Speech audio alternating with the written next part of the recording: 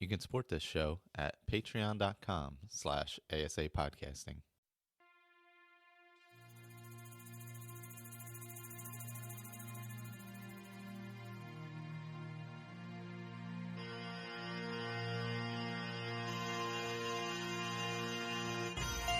Welcome to a Skyrim Addict podcast, where I will discuss my adventures and misadventures through Skyrim. Join me. Add your stories, add your tales. Let's get into this thing.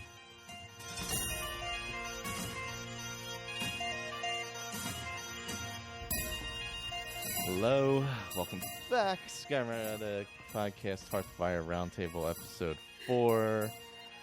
I'm Michael. I'm here with Colin. Evening, guys. And Ray.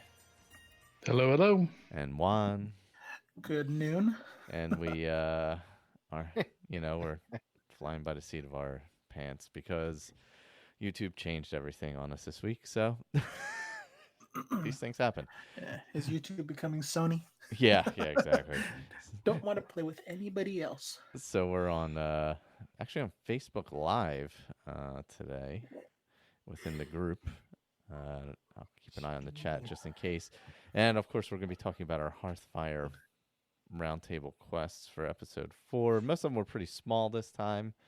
Nothing. I think the Galdor one was. Was it Galdor? Is that how you say it? It was the longest of all the quests by far. Yeah. The rest were all pretty much quick hitters. Any other gaming stuff anybody's been doing prior to Hearthfire? You mean besides ESO? Well, hey, there's always ESO. And Fallout 76. And Fallout 76. Yeah, I know. We just finished up Meat Week. Oh, what is Meat Week?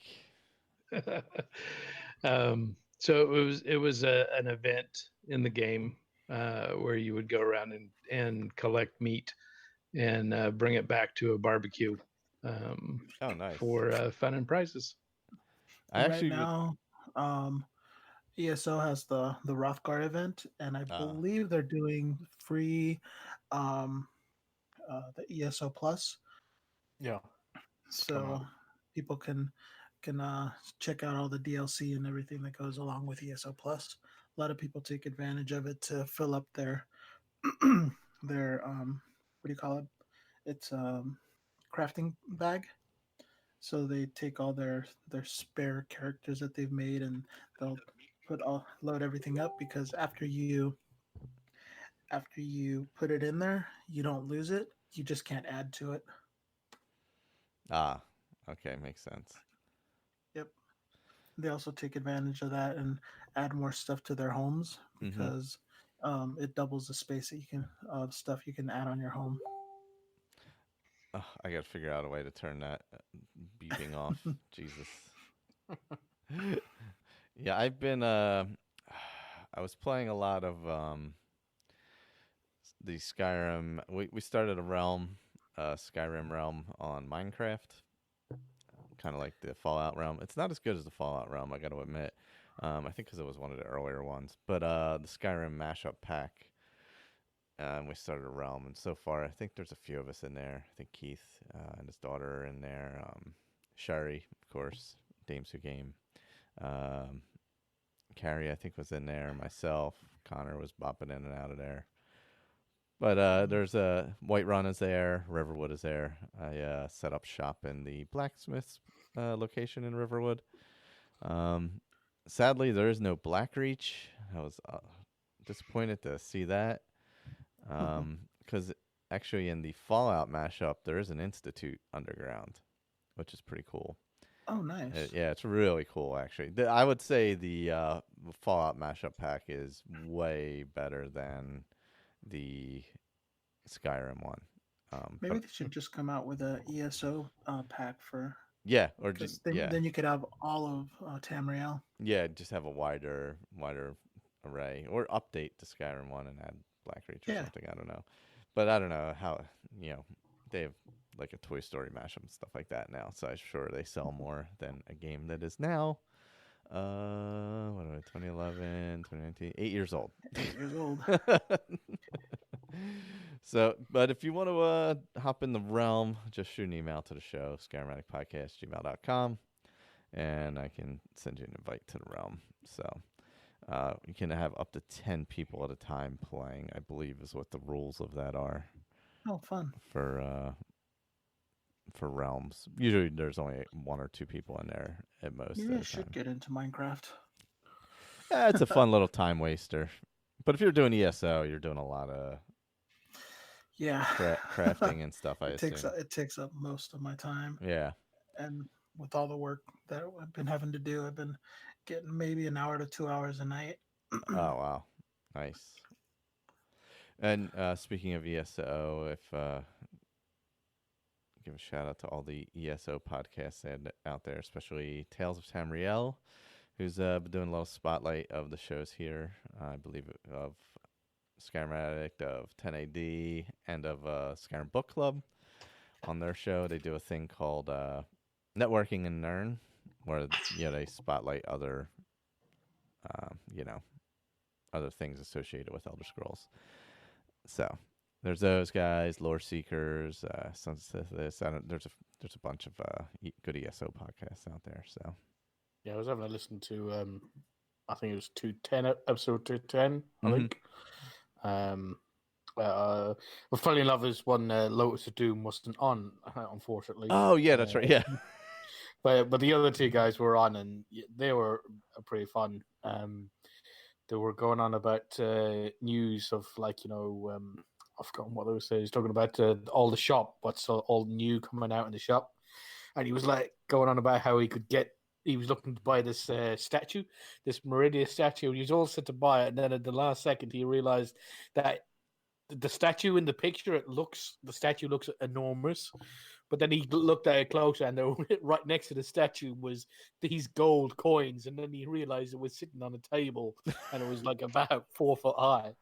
Oh, it was about 4 inches high instead of like 4 foot. That's like the statues in ESO then. That's what he was talking about. It was a Meridia statue from ESO.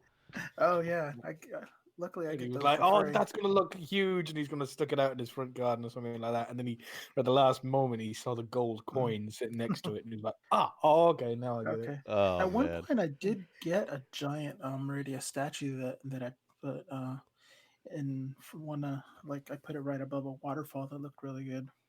And they were going on about was it the end of the Somerset quest, and one of the listeners was putting in their chat. I think they were doing it live on Twitch. Yeah, they go live on something. Yeah, I think Discord actually.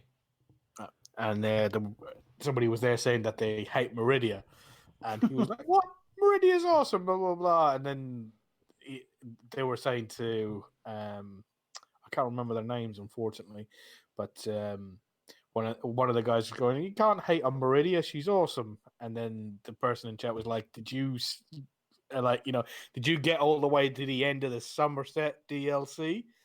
And then the other guy had to explain to him exactly what happened right at the end of why everybody was hating on Meridia. So I knew what was going on, so that was a lot more fun. When you know something's going on in a conversation, it's always nice. Yeah. Yeah. Sometimes when I listen to it, I'm obviously out of the loop, not playing ESO, but it does tempt me to playing ESO. So I have been tempted to start it back up again and give it a whirl. Meridia at the end of the main quest is great. Oh yeah. So she's in like quite a few of the DLCs, and in most of the time, just like in Skyrim, she's not really that bad. She's like as it says, hates necromancy, and she's usually sort of like putting stops to plans of other Daedric princes, like the more eviler ones. But it's what she does to this other NPC that gets on our nerves. It gets on everybody's nerves. Oh man!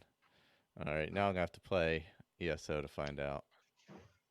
Since we have multiple years before before 6 comes out. Yeah. Well, what's Starfield looking at? 2020, isn't it? Winter 2020. I assume it's next year when the consoles come out, right? Or I think so, yeah. So 2021, 10 years. So that means at least one more year after that for 2 years for that for Skyrim, I think. Yeah, 1, 2. Because I know Fallout 3 was not released. No, wait, Fallout 4 was released a few years after Skyrim, so I don't think they're gonna do one right after the other. You wouldn't think, but I mean, who knows? Yeah. Who knows? Yeah, you live in your delusion there, Michael. Yeah, I know. Yeah. I know. Oh, you know what I hope started playing again was Fable, actually. Oh wow. I hopped into they have the anniversary edition on Game Pass. So I hopped into that. I was going to play through all 3 of those again because I really like those games, actually. Fable 1, a little hard, like I guess the frame rate or something on it is a little jittery. So I have the same issue with Oblivion where it's not like super smooth. The movements and stuff, yeah, because it's so much older, but it's still a great game. I'm a little bit into it right now. I hope they get back into the storytelling like they did in Oblivion and some of the older ones. Yeah, I agree. Some deeper stories like Oblivion. Yeah.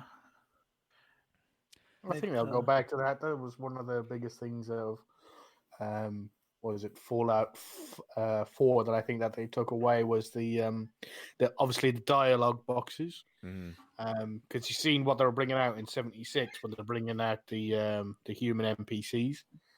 You see that they've got a proper dialogue box right at the bottom that opens up. So, and it looks like you're gonna have to chat and personality questions, things like that. And it's got stuff that you can say to them or stuff that you observe that you can get out of them based on your stats and what your perception is, what your charisma is, and everything like that. And you can choose if you've got a really high perception, you can notice that he's looking very nervous, or if you're high charisma, you can convince him to give you more information. So it looks like it's excuse me, slightly closer to the dialogue you have at in Fallout New Vegas.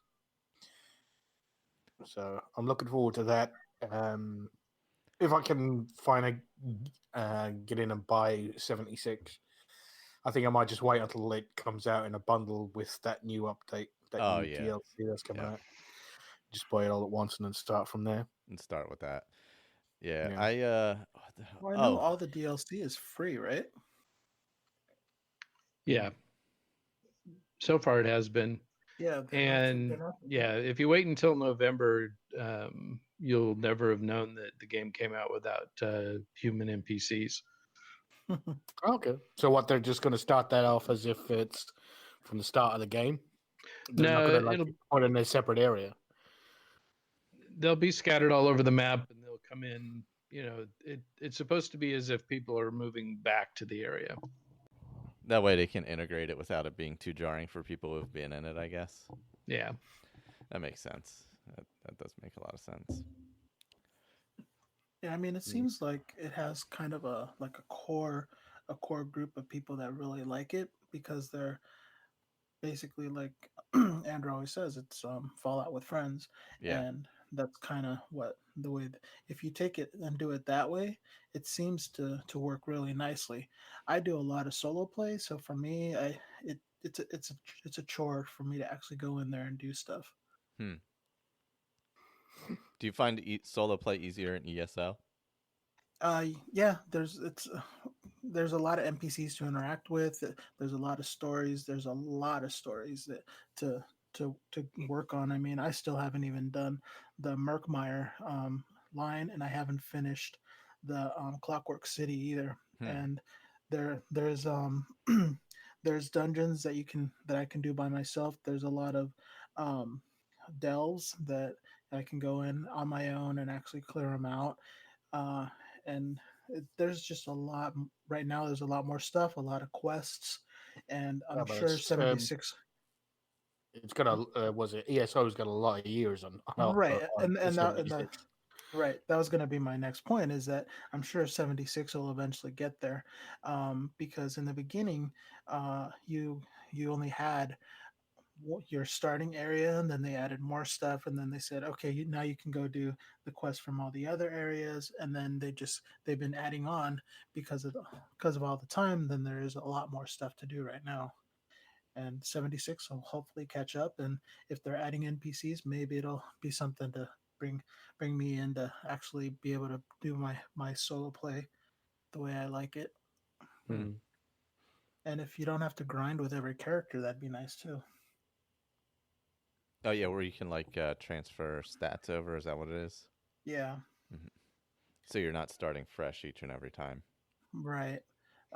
Like with my ESO character, I'm like level 914, but I can only use 810 of those champ points. So it's every character that I have starts with 810 champ points. I don't have to go through that whole grind of collecting all those champ points and getting all those extra things. Where with Fallout, every time I go in, if I start a new character, I am starting completely fresh. Yeah. Yeah. The only thing you can carry over between characters is stuff that you buy, outfits and decorations and things like that. Yeah, I mean, even if they gave you a nice bank so you could put some of your old gear for new characters to pick up as when you walk in, it would be a help. Yeah, but I don't know about changing 76 into an MMO. It's more, as you said before, it's more like Fallout with friends, from what I've heard from most of the guys on the who play it and from the podcast. Changing into a full-on MMO, I mean, was like 80% of the people who I sort of like read in chat and ESO are all douchebags. I don't really want to them turning 76 into sort of Right, like, and I agree with that. it's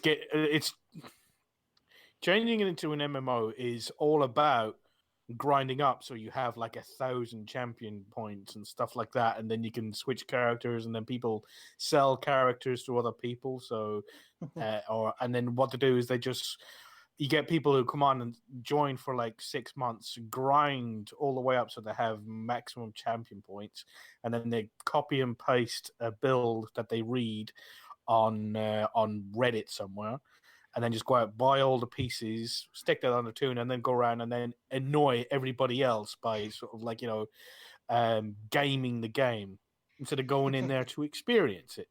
Right. Whereas I think from if you have to go in and every time you start a new character, you got to start from scratch and build it all up, I think that's fair. Leave it at that. If you sort of have I would say maybe a shared bank, maybe. Other than that, I think leave it as it is. Yeah, I just like the idea of a shared bank so that just having a dedicated crafter that can sit there and build some low end gear for your character would be nice. But I wonder, what is the player base for 76 really good? Or is it just steady and solid, basically? Or seems like it hasn't seemed to fluctuate a lot or anything? Yeah, because they're not like mega servers, are there? I mean, you can only have like certain amount of people in each area. Yeah, each one is 24 people, I think. Oh, it's just 24? Mm-hmm. Okay. Oh wow, yeah, because there's like 300 on each server. So in I think that's in just in Cyrodiil. I don't know how much you have on people just on the normal areas, like the PvE areas. So, but yeah, if it's just like 24 people on the same sort of like, what I don't know what you would call it, in the same instance, that would be that's what I prefer. Sort of like, small and local. Yeah, that seems. Yeah, and then the battle royale, it's 52 people. Okay. Ooh. Okay. I see someone put a thing in the post once in the group about that, where he cheated, and he was like, and he goes, "Do you think this is cheating?" And I was like, people were like, "No, if it's in the game, then it's fine. It's all right." But it was quite obviously, what was it? Something about going into picture mode. So to everybody else outside in the game, in the area where he was completely invisible. Nobody could see him. Oh my god. And then he'd turn off picture mode and then shoot somebody and then go back into picture mode where nobody could see him. And he was like, "Oh, is that cheating? I don't think it's cheating. I can do it in the game." Well, no, that's obviously cheating. If you were in the middle of a field with a gun, you wouldn't be able to instantly disappear when nobody could see you. This is Unless you're a true. Nightblade. Yeah. Well, Yeah. they do have stealth boys in the game too. Yeah. So, well, yeah, if he's obviously using a stealth boy, then obviously, but they must have rules to stealth boys of like, time and Time sort of like, limits and everything, yeah. yeah. So, and sort of like it'll have a shimmer or something like that you could probably see. Yeah. Or when he opens fire, then he becomes visible or something like that. But like using a game function to be able to do it, that's obviously not in the, what's the term? It's not in the spirit of the game. Yeah. Right. Yeah. And it's obviously cheap. Yeah. And, Well, and you can also fly around with the camera and see what's around you. Yeah. Oh, what? So I'll go up like an isometric and sort of like see like a top-down map and look Zoom around the corner, see if somebody's hiding there. Go through the building. Yeah, no, sorry, guy. That's gonna be patched out. You wait. Yeah, well, I mean, in ESO, if you're a Nightblade and you go stealth and you do damage to somebody and it's damage over time, then it's hard. You can't stealth back because every time it ticks, you reappear. So that's like you said, that's a balance right there. Yeah, but they can get around with things like that with like potions and was it like it's every time in Cyrodiil I've got that the ultimate in the Soul Trap tree. Oh, that's the nasty one. Yeah, it's real nasty. I love it. It only takes 100 ultimate, so on a Dragon Knight that builds up in like 8.5 seconds. Mm-hmm. So was it when I popped that? It says on the fucking blurb that it lasts for 3.5 seconds, and no creature can go back into stealth for 5 seconds. But halfway through the beam, like 1.5 seconds into the beam, fucking Nightblades are just gone. And sort of like it cuts the beam right off, and I'm like, motherfucker. So they're obviously using sort of like some kind of pot. Yeah, some pot to sort of like shorten it, or they're wearing gear that increases shortens the time of when like certain things can make them visible.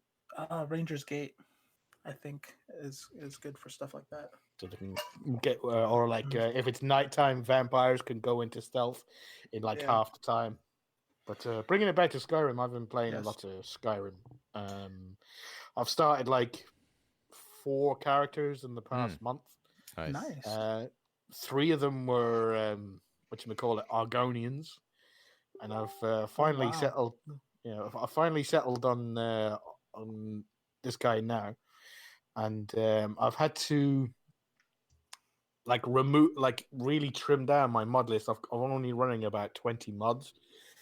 And mainly it's a Enai Scion playthrough. He's got a thinned down perk tree, so it's not as big as Ordinator. It's quite small. There's some of the original perks from the game are still in there, and most of the trees look the same. It's just added a few things to add some spice to it. And he's done one where he's overhauled the races, and it's a thinned down version of that. And then he's done the Standing Stones. I've got that one loaded, and obviously Apocalypse Spells, and there was another one as well. I can't remember. I said the races one as well, didn't I? Yeah, the Winter Sun, the Daedra worship. Yes, so I got that one where you can. Sorry, that's it. It's the Religions of Skyrim. So that's the new one I got as well, which I'm really liking. Yeah. And what I came is when I chose the first Argonian, it says that I could worship the Hist, which is obviously the sentient tree of what all the Argonians pray to and stuff like that. And it was going on like what benefits I get and what I need to do to prevent sort of like angering the Hist. And it came up, you should never ever conjure a Daedra.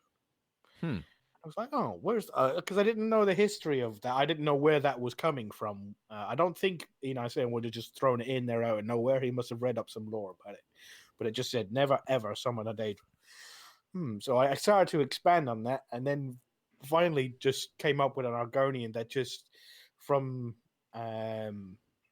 they're like sort of praying to the hiss and stuff like that. It just hates all conjuration, like soul gems.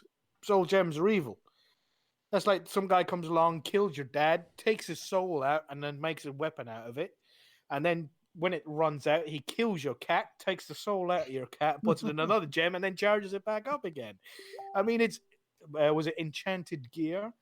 Is like it's a horrific art, the conjuration, whole thing. That's it. Just so then I've come up with a new Argonian, the latest one, and the one I'm enjoying the most is running through the companion's quest with 0 magic. So he has no magic apart from the shouts, because they come from the divines, from Akatosh and Kinnereth and all that. But he cannot wear any enchanted gear.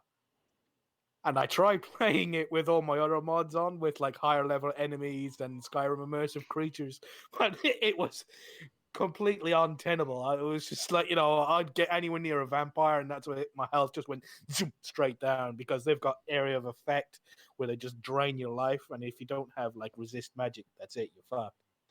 So the guy that I have, he's no magic, so he can't use like healing spells or anything like that, so 0 magic.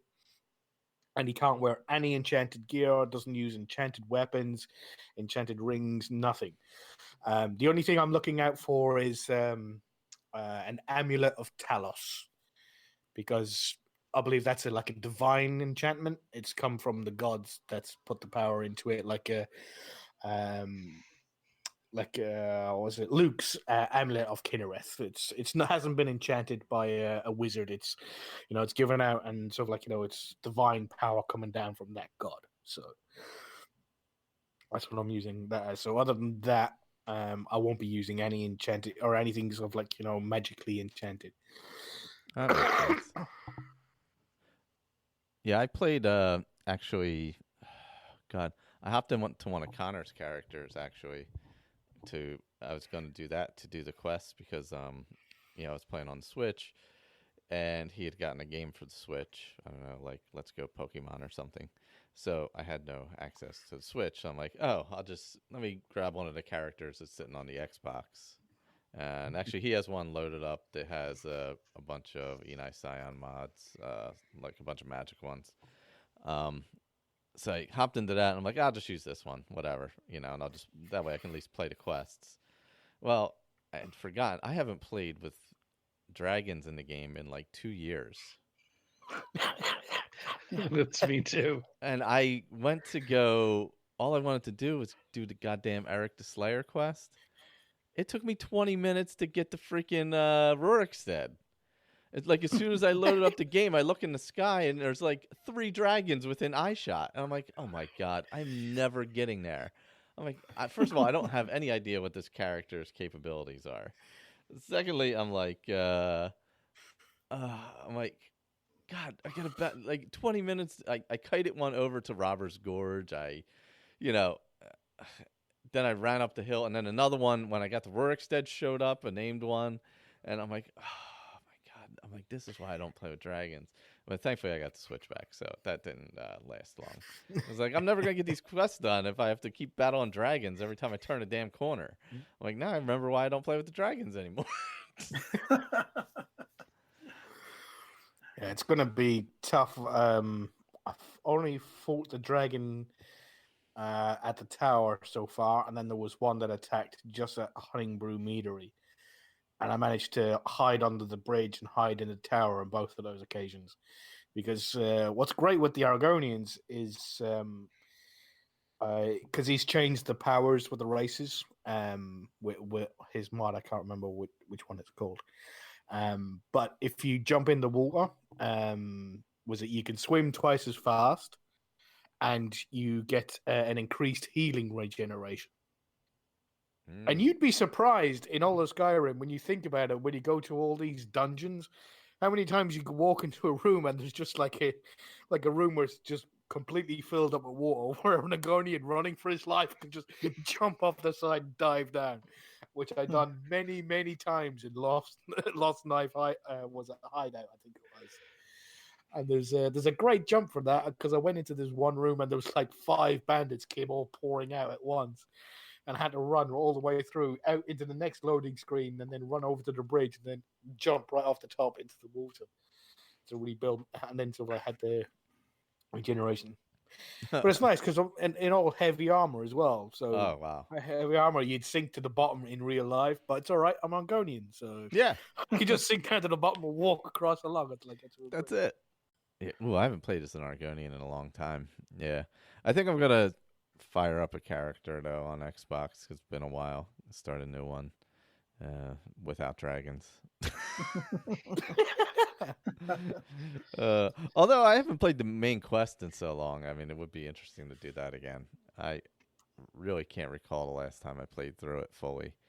Like when he plays, that's all he does. He plays the main quests, he does the mages, or does College of Winterhold, and then like starts a new character every time. I'm like, there are other stuff in the game, right? Well, at least the dragons aren't like the Elsewhere dragons. I haven't faced one of those yet. Oh my goodness! You get about 20 World people bosses on that thing. Yeah, they're it's fun. It's like what you imagine dragons should be. Yeah, definitely. Yeah. It's like I had to remove one of those mods as well. Because I think I had diverse dragons. Oh, okay. Mm-hmm. And my favorite dragon mod has just been converted to SSE, which is Deadly Dragons. Oh, Deadly Dragons, yeah. Really, I've never heard you speak of that one before. You can go into the MCM and you can increase their their armor rating. You can increase their magic resistance, things like that, and you can give them special spells and make them necromancers and stuff like that. Because there's a great one called a Necro Lich or something like that, dragon or Draco Lich, something like that.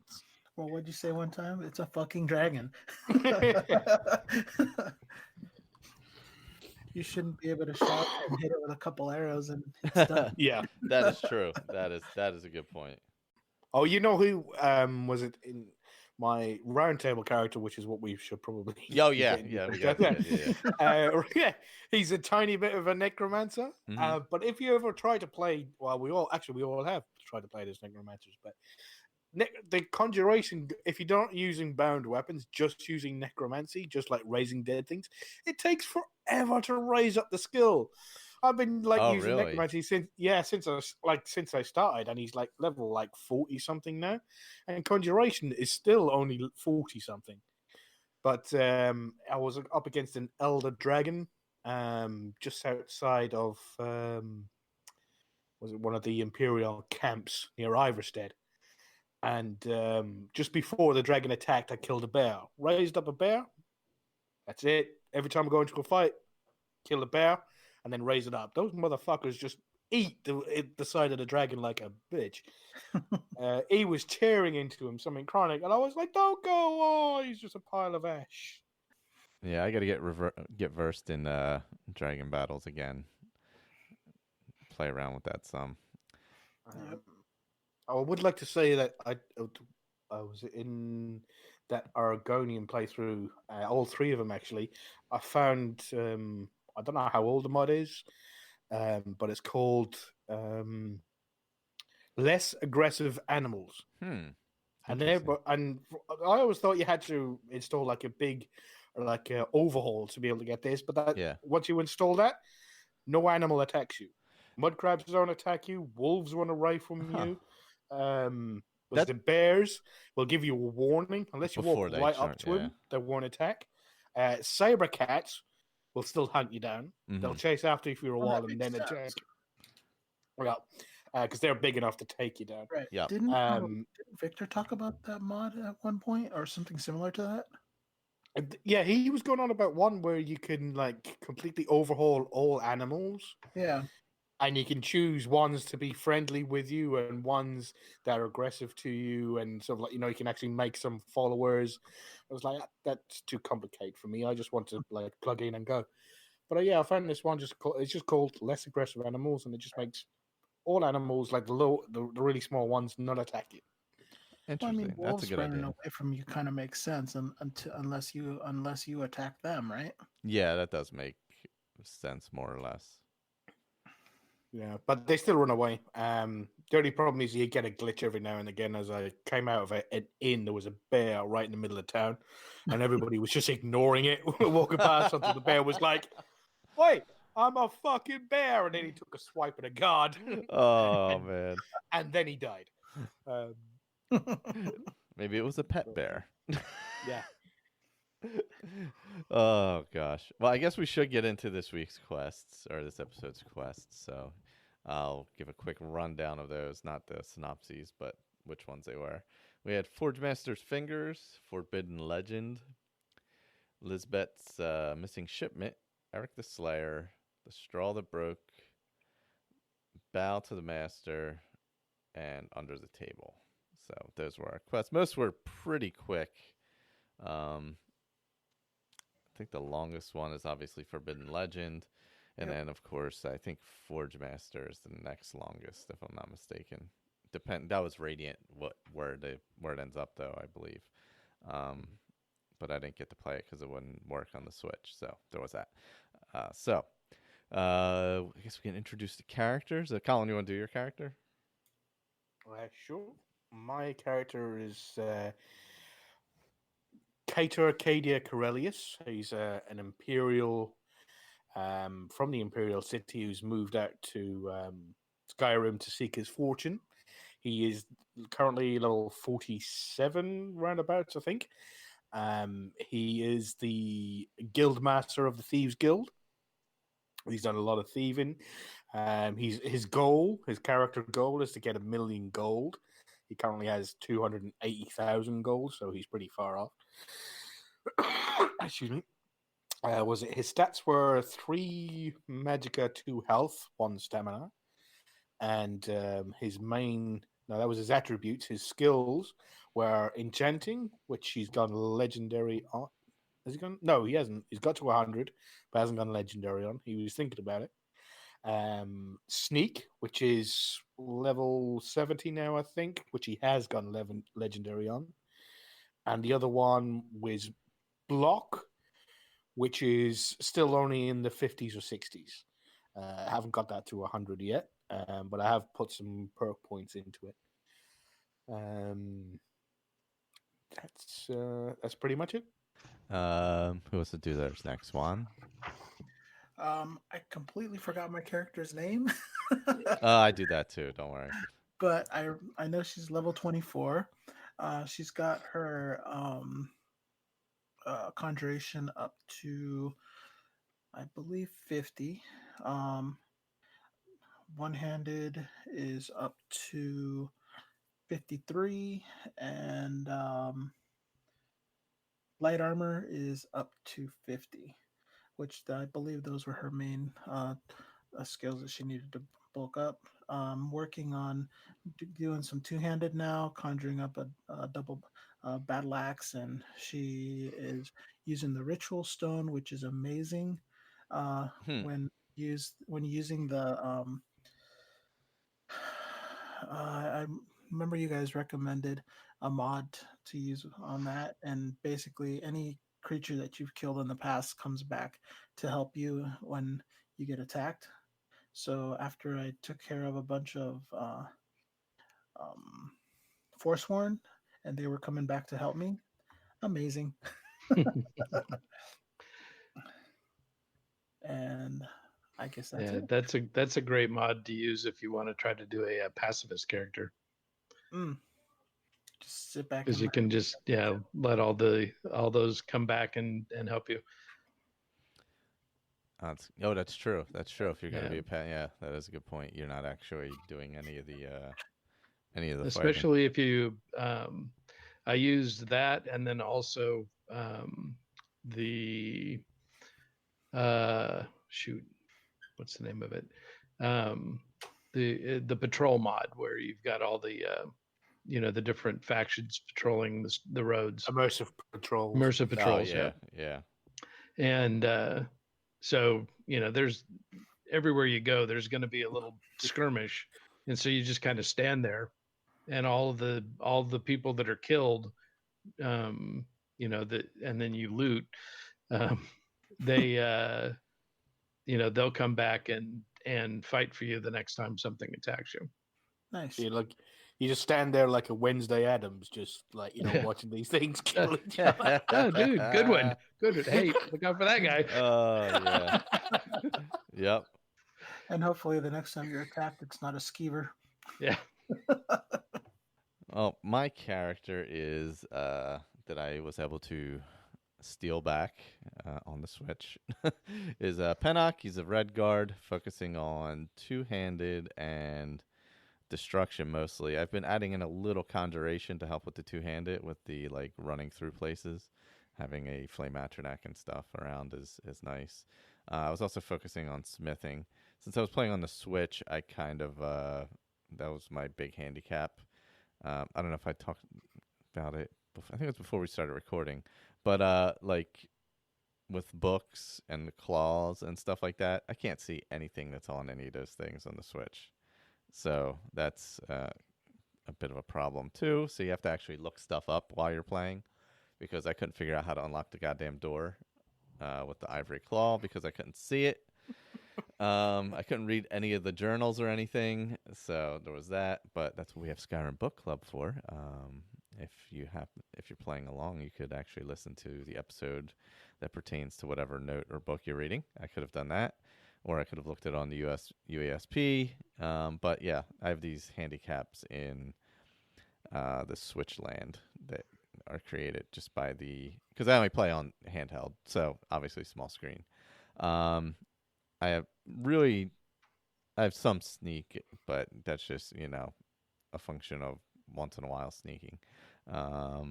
Archery 23, for me that is highly unusual, but I'm like just bashing with a hammer and setting people on fire. That's pretty much what I'm doing the whole way through. So that's Pennock. He didn't get to build much of his house since he had no access to his tools because somebody took his Switch away from him. So he just did the quests and not any building this time. But hopefully I'll get to do some building in the next week or so when I'm traveling. But yeah, that's where my character is. Let's see if I can pull up the quest here real quick.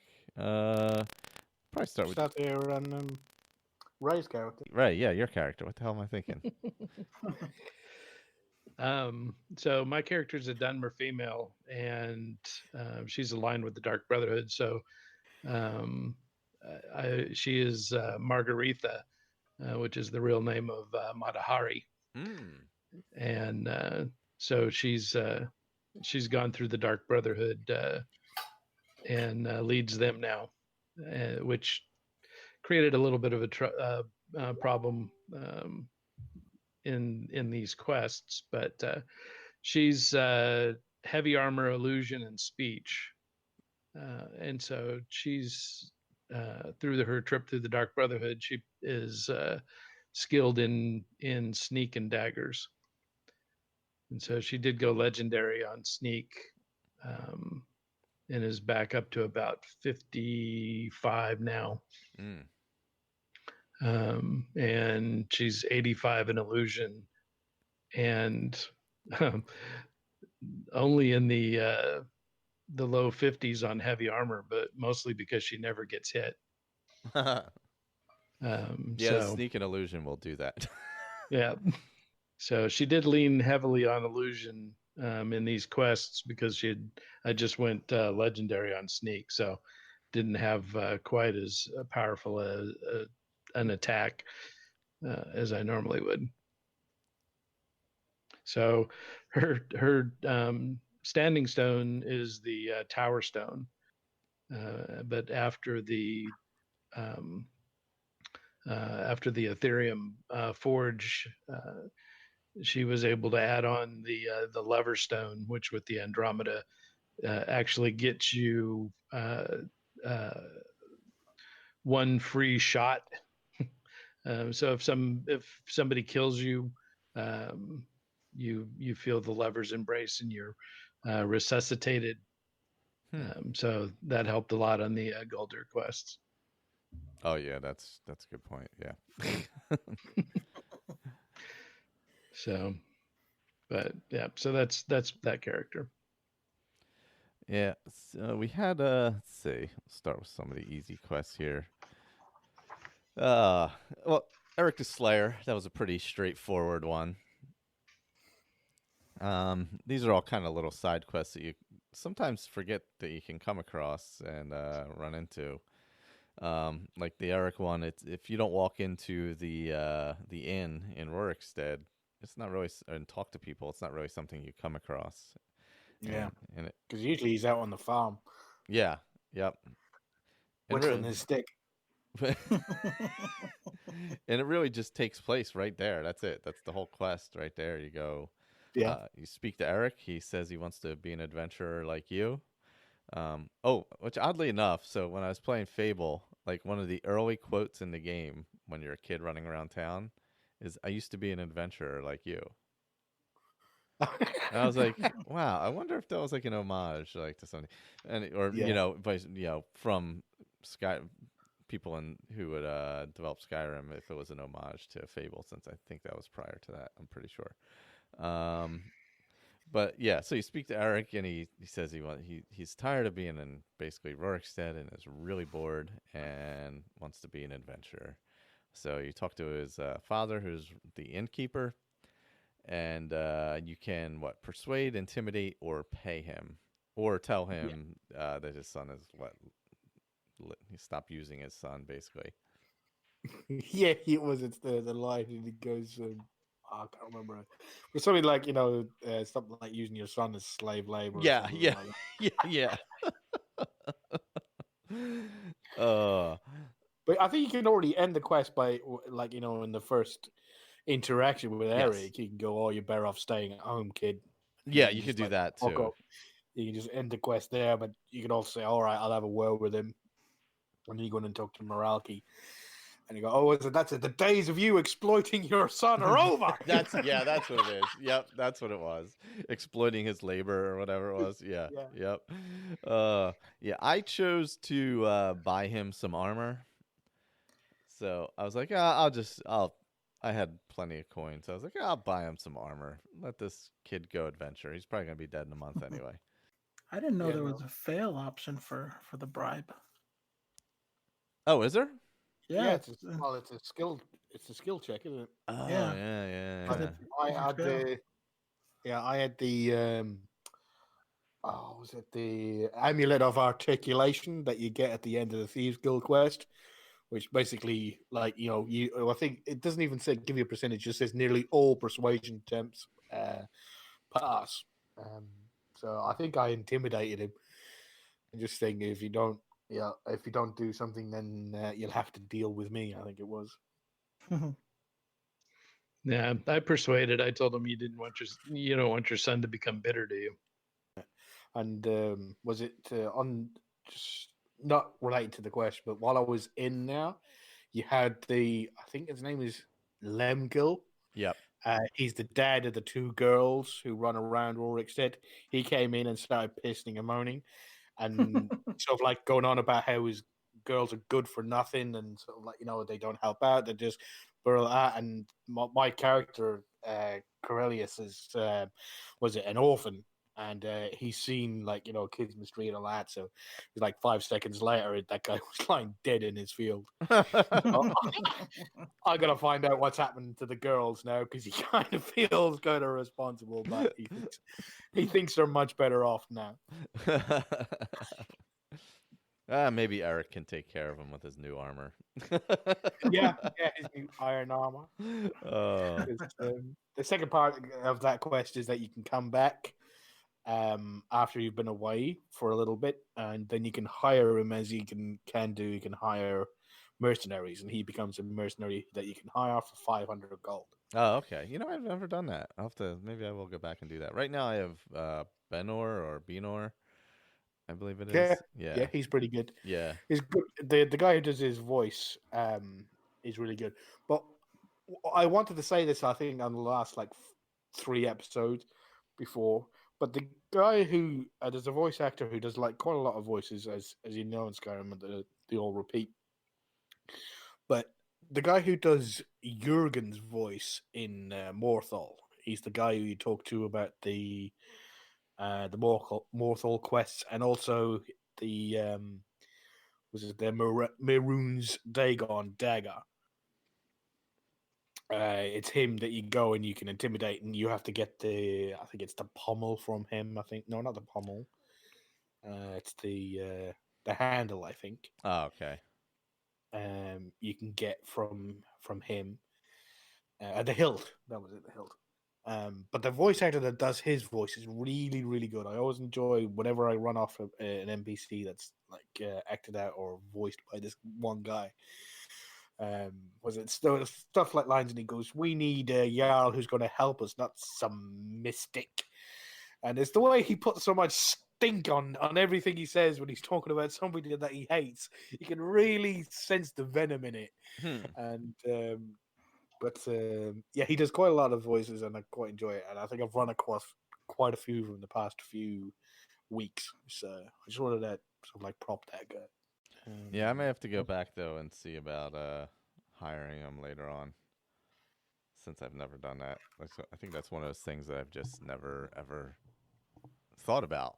Because Workstead, you go through it so quickly. Yeah. It's not really a lot going on there. Is Workstead where Gletta the goat is also? Yeah. Yep. Yeah. The infamous Gletta the goat. Yeah, they're a little upset with me right now. Oh yeah. Oh boy. I just did the drinking game. Oh, okay. You just did. Yeah. A Night to Remember. Is that what it was? Yep. Yeah. So I'm working on that right now. That's fun. Nice.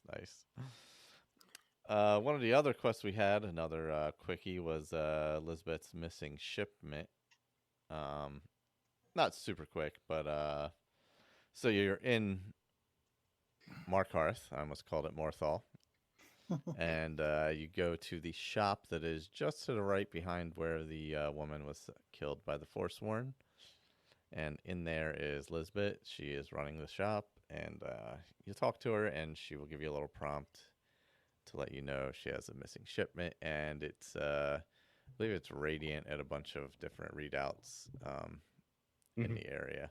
I think mine was it Serpent's Head or something like that, or serpent something readout. Bluff? Serpent's Bluff, that's it. Which is just that's one of the smaller ones actually. And yeah, there's a few you don't want to go in because there's a bloody Briarheart in there. Yeah. Like the one, what's the one on the side of the road? I can never remember. It's just That's the one I had to go in a Broken Tower. Broken Tower readout. Oh, that one is yeah, you don't want to go in there. Oh. That's the one that I did for the Forge Master's Fingers. Oh, is that where you had to get the? Oh my God, you had to go to Yeah. Broken Tower. Oh Jesus. I managed to actually skip the lower level though, and climb up to the second level. Kill the. You can do that, yeah. Yeah, and then I just went to take care of the Forsworn guy at the top. The Briarheart. Yeah. The Briarheart. He's was it the shock spell Briarheart? It's not the sort of like hand to hand. So you walk in there and that's it, thunderbolt right to the face of your sneakers any crap. Oh yeah, yeah. No, he kept hitting me with a frost spell. Ugh. And but luckily my avenging Wraith was the one that was helping me out, and that was my tank taking all the hits, and I just come up behind him and hit him with dual conjured swords. But yeah, my stamina drops so quick when you start hitting me with that frost spell. So it's just like tink, tink, tink, tink, tink. Yeah, Serpent's Bluff is there's an outside area with some tents, and the inside area is pretty small, and it's just a hag raven that you had to beat. So it wasn't Briarheart or anything, thankfully. So that was relatively simple, thank God. I was able to bash my way through the outside pretty easily. and then inside I had obviously Benor and my Flame Atronach, and we bashed the Hagraven pretty quickly. I was worried though about Briar Hearts because I couldn't remember if there was one there or not, and I don't know. They're so fast. Yeah. Yeah.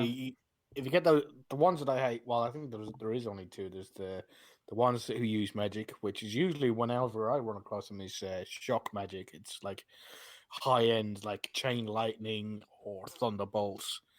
And if your enchantments ain't up, like you resist magic or you resist shock, then it's a quick battle unless you can get some poisons in them or do it at a distance. But I usually like doing like up close melee. Or then you get the dual wield Briar Hearts. Yeah, You that's just come the in main and one. Oh yeah, the dual wield. Yeah. yeah, and I've had characters go up against them and just one shot it instantly. With 200 health, full heavy armor, walk straight up Briar Heart, just dual wield power attack right into your face, and that's it. Just one shot, you're dead. Yeah, it's that spinning attack that they do. Yeah. Yeah, the spinning. Because he hits you so like fast, one of those hits you like 4 or 5 times, I think. Yeah, too many times, I think. yeah, pretty much takes you right out. Yeah, so you get her shipment depending on which readout. So we had Broken Tower. Which one did you end up at, Colin? I don't remember, I'm afraid. They're all pretty. Yeah, they're all full of filthy Of force. all of them, I don't think it was any of the major ones. I think it was one of the smaller. Oh, you know what? I think it was the one that where it's like got a couple of tents outside, and then you go inside, and then it's a Briar Heart like doing it like trying to make another Briar Heart. Oh yeah, what the hell one is that? Yeah, I know what you're talking about though. Yeah, he's making another and one. You can look at him like you go into the cave, and then you can look through a hole right at the very top and look down on him, and he's there working on another Briar Heart. And I think he's one of the shock ones. But what my usual trick is that if I have a good follower with me or a good tank, I'll usually hit him with an arrow and then just stay there. And then whoever my follower is, they'll run down and and they'll meet at whoever it is, the Briar Heart, just down there at the bottom. And then I can sort of like take pot shots from afar. Yeah, that's a good way to go. Is that Bruka's Leap? Is no, it it was pretty low down. It was near. I think it's near where you do the quest for Serene Gerard. When you're getting her dwarven gyros from the mud people, or the mud crowds. Okay. Yeah. I think it's near there. Yeah, I think Bruka's Leap is the one with the 2 Hagravens, right? That's near Bard's Leap. Oh, that's Bard's Leap, not Bruka's Leap. That's right. Well, it could be called Bruka's Leap because Bard's Leap is right there. But it's inside another Forsworn area. I can't remember what it's called, but you do get what should we call it? A shout there. Yeah, you do get shout. My character's been picking up shouts and has no idea what to do with them. Yeah, mine too. Same thing. Same. Yeah. You're all getting all those shouts so easily. It should be at least a challenge to be able to go up there. Yeah, because without the dragons being on, you are just kind of able to walk right up to them a lot of times and grab them. Yeah. So that would be something nice to change, because if you change your mind in the middle of the game, you've kind of earned all these shouts like in an incredibly easy way. Yeah. Apart from like unless you go sheer point. Oh yeah. I ran across that. I was like, I was on a no dragon run, and I was like, oh yeah, I can get him free. Holy shit, is it? Yeah. No. I can't remember his name, Vokun or something like that. Yes. Yeah. Yeah, there's a couple where the dragon priests are when you're like, nope. It's not gonna go well. But you get Lisbeth's statue of Debella. Yeah, statue of Debella. And you just return it to her, and I think it's like 1,000 gold, isn't it? I think it's leveled. Is it leveled? Yeah, okay. I got 1,500. Did you? Oh, nice. So that's kind of that. Under the table is Riften based, and that's where you have to go to. Is it Blackbriar Meadery? Mm. Yeah, that Well, one's interesting. Yeah, that's one I Yeah. never really come across either. Yeah, so I don't know because when I was trying to run around the meadery to find what's his name, Romulan, Yeah, Romlandreth. Yeah, Romulan. Yeah, For me, I I know. could. Me I, either. It took a long time to I, find him. yeah, he sort of like disappears on you. But then I went in, and I could swear I could hear him humming. And I wandered around for like 20 minutes, and then I finally found him like chopping wood or something. Oh, okay. I I found him at the Bee and Barb. Yeah, I couldn't Yeah. find him, and then I went back, and he was sitting in a chair next to the bar at the meadery. Yeah, he's always there at night. So if you try and talk to him while he's inside the bloody thing, you can never find the bastard. So Ugh. our advice from all of us here is go to the Beer Bob after 8 o'clock or something. Yeah, like everybody is in there. Yeah.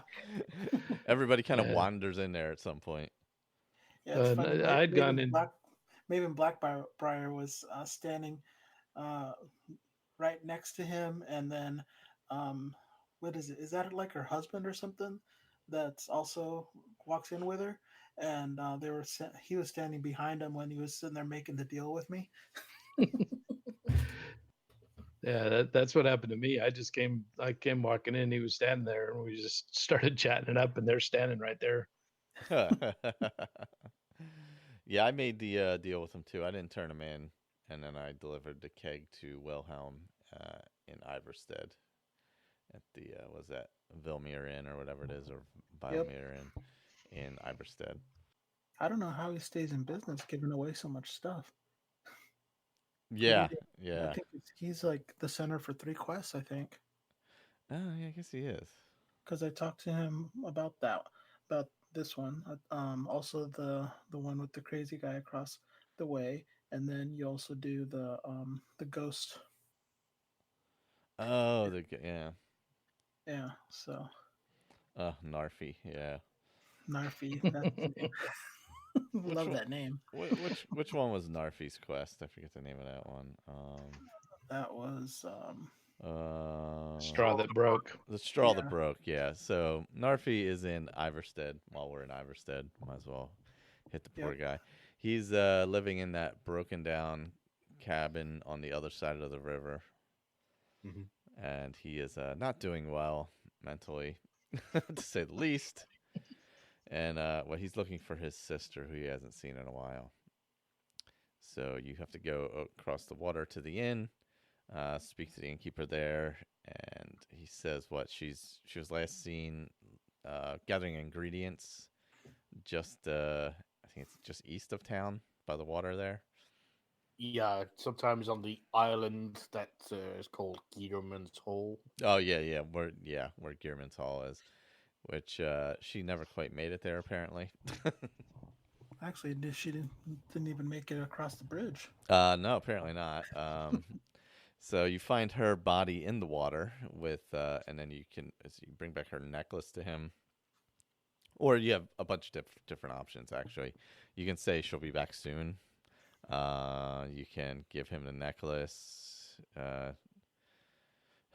Is there another option beyond those? Well, you can give him the necklace, and then was it? He says, "Oh, thank you," and this is all when he says something. Was it that? Was it he got to say goodbye to mother? He got to say goodbye to father, but he never got to say goodbye to Freda. Is it Freda or is it Rada? Rada, yeah. And he says, "Well, what can we do, Narfi? What's Narfi supposed to do?" And then you have the option of either telling her that she'll be back soon or that she died. Yeah, I told him that she died. Me too. So it's What does he say when you tell her that she died? Because I know one of them drives him crazy. But he's already crazy. Yeah. No, but like I remember one time I did it and he like started attacking me. Oh yeah, I remember that too. Same thing. But I think that's if you tell him she died before giving him the necklace. Okay. If you give him the necklace and tell him she died, he like, at least I have the necklace. I think Yeah, is that's what basically he said, yeah. Yeah, because he says Narfi can sleep now. But I remember early on when playing the game, yeah, that did happen to me. I told him, it must have been I had told him because you do have the option of telling him she died prior to giving the necklace, I think. Yeah, making it look. I think they messed up the speech option there. It should have said like, "Oh, just told her that he died," and then in parentheses should have said "keep necklace." Yeah. I would have let you know that that's what you were looking to Yeah. do. Yeah, whereas, because that really the only reason to tell him without giving the necklace is to keep the necklace. So, if you give him the necklace, it keeps him from attacking you, essentially. Okay. Yeah, because I told him that I gave him the necklace and told him that she would return, and he's like, "Oh, thank you. I'll be waiting for her." And now Narfi can sleep. I was like, "Oh." Yeah, the other thing that'll keep Narfi from attacking you is if you killed him as part of the Dark Brotherhood quest line. Yeah, that's right. He's one of the targets in that, isn't he? Yep. Yeah, he's one of your first. Oh God, that's such a sad target. Was it one of our listeners? I think way back, because I think we done the Dark Brotherhood as one of our quests. Yep. And what she was saying, I don't know who it was. It could have been Sherry, or it was one. I'm pretty sure it was one of the girls who said that she thinks that Wilhelm is the one who hired the Dark Brotherhood to kill Nafi, because Wilhelm is the one that killed the girl. Oh, makes sense. Yeah. Yeah. And he, because Nafi was, going crazy, and then he felt guilty. Maybe he wanted to kill Nafi to put him out of his misery. Mm-hmm. Or maybe even if he didn't kill the girl, even if he just that he knew that the girl was dead, and he just seen that Nafi just suffering like that, just every single day, that maybe Wilhelm hired the Dark Brotherhood just to sort of put him out of his misery. That would make a lot of sense. Yeah, and it seems to me that after you kill him and you go back to Nazim, it seems to me like he said something about putting him out of his misery. Yeah, and I mean, it seems like a weird place for her body to be. Yeah, in the middle of the water. Yeah, it's like it's right there in the river, right next to the bridge. It's like, it's like a body dump. Yeah. Because if she wasn't on the island, obviously. No. Yeah, did she have any ingredients in her Yeah, satchel? she did have ingredients. Yeah, she had some ingredients.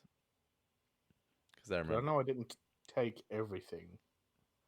Yeah, there were definitely like 4 or 5 ingredients in there.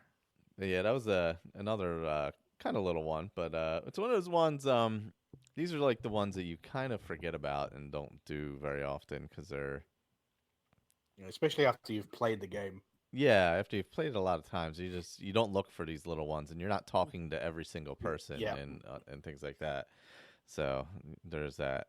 Same with actually Draven's bow. I don't know how many times I've freaking picked up Draven's bow, and I'm like, I don't even know who this goes to. Exactly. That was like the first couple of times I played. I was like, yeah. How do I can't even get rid of this stupid thing? It's stuck in my inventory. Because who goes to that farm next to Riften? So it's like, I don't know. I don't go to that farm anymore. There's nothing else to do there except get this quest. But that was that quest. Bow to the master or bow to the master. I don't know. To the master, apparently.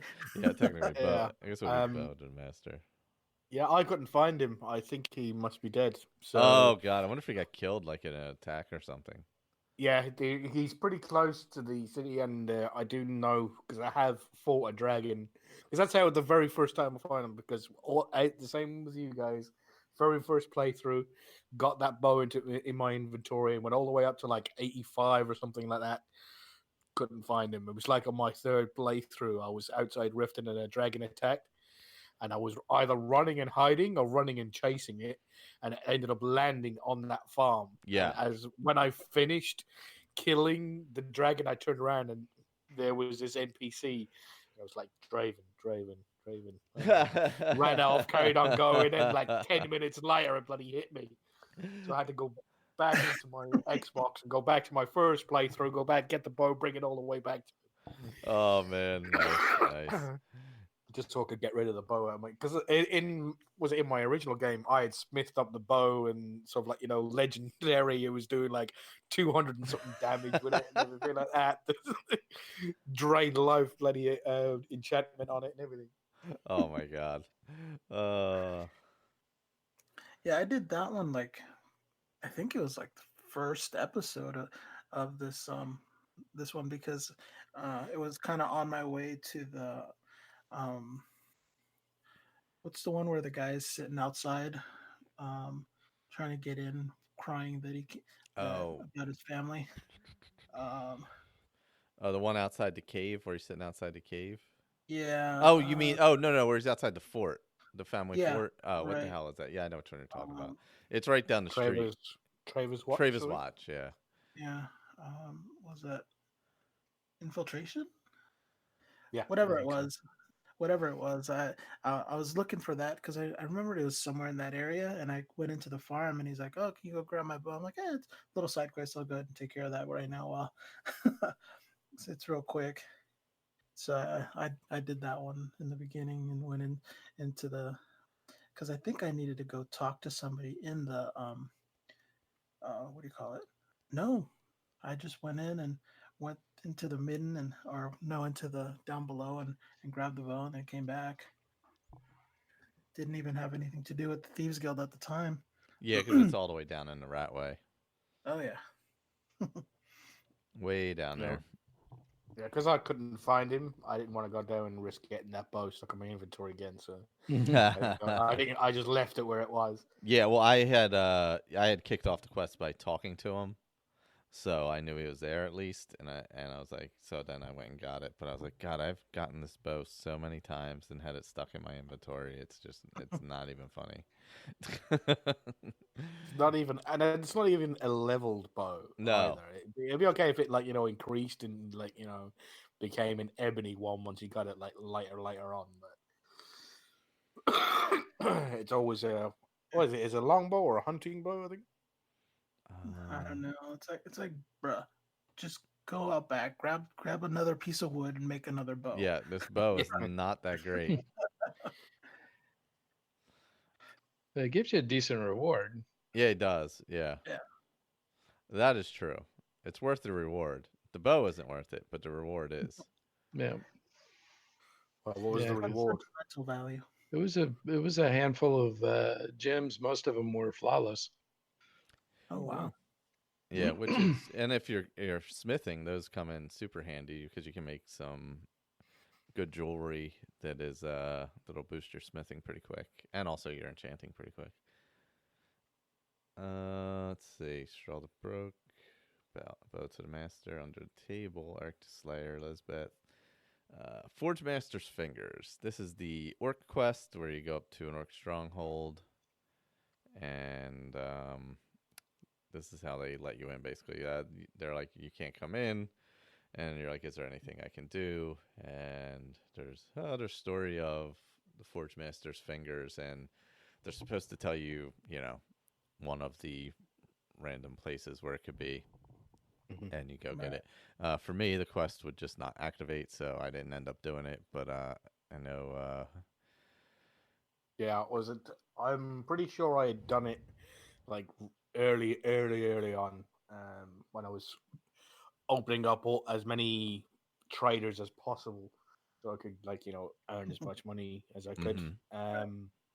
But I can't remember where the Forge Master's Fingers was. It's usually in one of the Forsworn camps, or in a what do you call it? What do you call those? Nord ruin. It's either one of those. Yeah. Mine was in Darkshade Cave. The one full of trolls. Oh, really? And then Juan, yours was at the Redoubt? Yeah, mine was a Broken Tower Redoubt. Yeah. Although I'm looking at the notes, and if my character hadn't been a half orc, I would not even have gotten the quest. Oh, really? Yeah, it says this quest is not offered to orcs who are automatically allowed full access to all orc strongholds. Oh, Yeah, I was just gonna say that that's you right. can miss out on this quest quite easily if you gain access to the orc stronghold before going there. So, Right. like, was it the orc smith in Markarth? Yeah, yeah. If you do either their quests, like you've got the brother inside Mhm. who works for the Jarl, you can get him a Daedra heart and he gives you some armor. He can make you bloodkin, and also his sister outside. She can make you bloodkin by getting her a book, The Last Scabbard of Akrash, I think. Oh yeah, Um, for the useless apprentice. for the Imperial apprentice. If you get the book for her, then she can make you bloodkin as well. And then when you get there, they won't offer you this quest because they'll just lay you in because you're already. So they're brother and sister, huh? I never knew that. Yeah, I'm pretty sure I've heard that. Yeah. Either brother and sister, or husband and wife. Yeah, it's interesting because the orcs at what is it? Is it Dushnik Yal? I believe that's the one where Dushnik Yal. They um the the forge wife asks you to take a message to the forge the forge master over at what do you call it, to that one, and I guess they don't care about the males, right? Sorry. Let's see, who's the forge master's wife asks to take um a note or a message to his to her daughter, who is the forge master outside of what's the capital of the Reach? The reach is Markarth. yeah, Markarth. Yeah, in Markarth.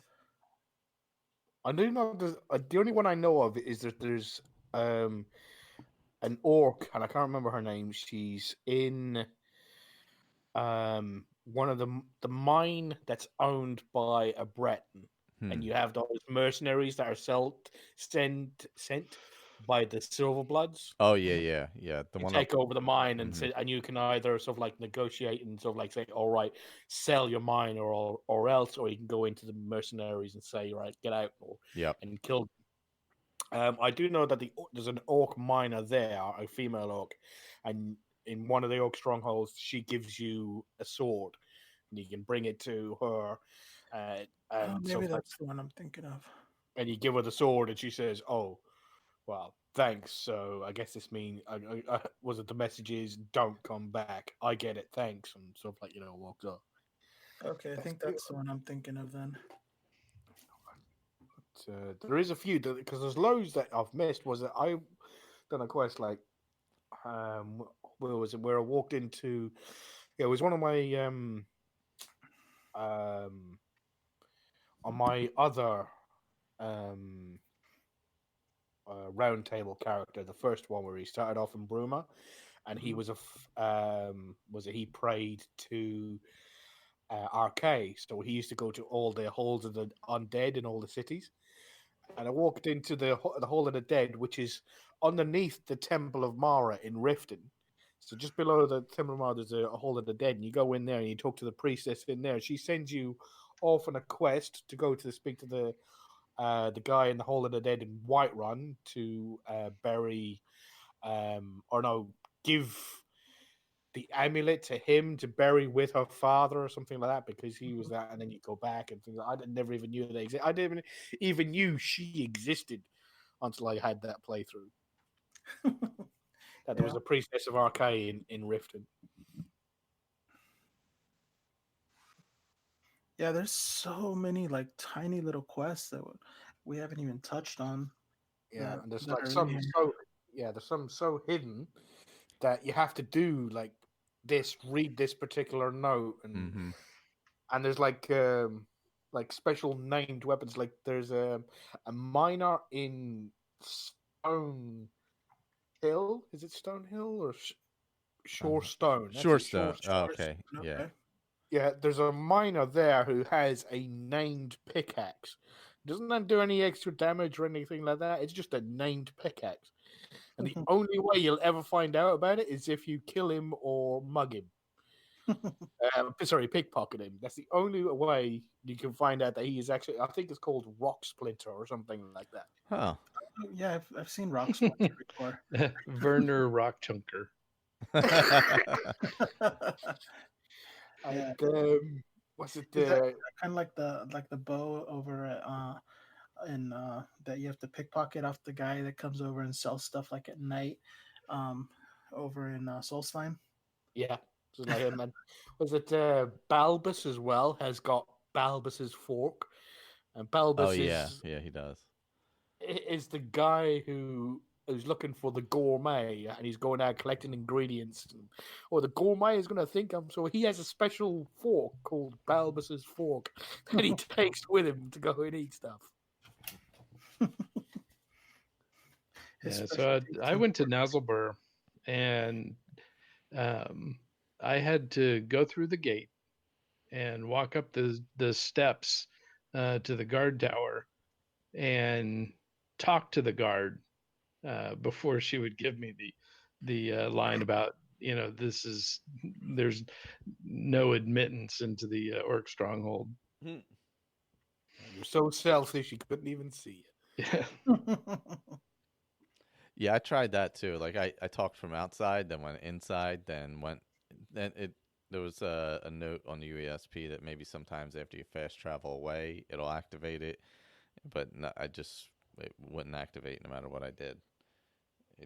They would talk to me and go through the whole speech check and everything, but then it just would not activate the quest. Huh. The only quest I kept on getting, because I traveled around all of them just in case it was like, you could still get the quest just in a different way or at a specific location. But I went to, and all I could get was the brawl option from all the orc chiefs. Yeah, I didn't go inside and speak to anybody inside. I might have to try that, just see if I can get it going. So the good thing is that since I had gone legendary, I was trying to get sneak back up to where I could get, backstab and Assassin's Blade back. And so I was able to sneak past all of the trolls in the in Darkshade Cave. Oh, nice. To get to the end. So that got me back several levels, which I would definitely need for the last one I did, which was Forbidden Legend. Yeah. So let's get into Forbidden Legend is, of course, the Galdor amulet, the Galdor legend. And there's like a multitude of ways you can kick this off. Gosh, let's see. You can wander into Gearman's Hall. You can do it as part of Sarthal when you're in the College of Winterhold. You can wander into Fall Gunther. Yeah, which is opposite Across Solitude. Solitude, yeah, and up by our house. So is it Winstead? What's the house we're building right now? Winstead, something like that. But you can also read the Ancient Edict inside Reachwater Rock. You have to read Danas Valen's notes. That's in Fall Gunther when you do that one. Let's see. Or read the book Lost Legends. Lost Legends, that's another one. That's how I kicked it off. Okay. Yeah, Lost Legends is the other one. That's right. Lost Legends. I did the just wander into Gearman's Hall and to fight and defeat Sigis. Oh no, or Jirik. That's it. Jirik's in Sarthal. That's it. I defeated Sigis in Gearman's Hall, which is the one who divides up into 3, and you don't know which one's real and all that kind of stuff. Apart from his hat. Right. Yeah. Well, I couldn't see anything, so. Oh yeah. They were all like, they were all like a quarter inch. Yeah. These tiny little blue dots. Yeah. The one that's all the way in the back in the middle. It was just I could barely see anything back there. So I kept for that, since I went to Gearman's Hall, I just used my Flame Atronac a lot, and Ben Orr was there, so I would throw them out there, and then I would run out and try and knock off 2 of them so we could get down to the right one. You're It took a doing while. the usual thing of hiding behind the coffin that he came out of. No, I went to the pillar. There's those alcoves on the side. So I went to the one, if you're facing all the 3 of them, I went to the one on the left. But if you go to that little alcove on the left, there is like a hole in there, and the one that's all the way on the left can shoot you through it, which did happen to me. And then killed me when I was like, wait, I'm behind. And then I looked, I was like, oh my God, there's this like little opening. It shot me through the opening. I was like, God, son of a bitch. But yeah, those shouts just like knock you all over the place anyway. If you get hit with the shouts, you're just I'm flailing. constantly getting knocked down. Yeah. Yeah, I was ragdolled like crazy. Everywhere. On the second one. The other ones not so much. I tried jumping around, running in circles. One time I hid in a corner and I got shouted into the wall underneath. So I was swimming and I could not swim out of there, so I had to restart. Oh, that sucks. So how did everybody? I was smart, and I saved right after I killed the first guy. Oh, there you go.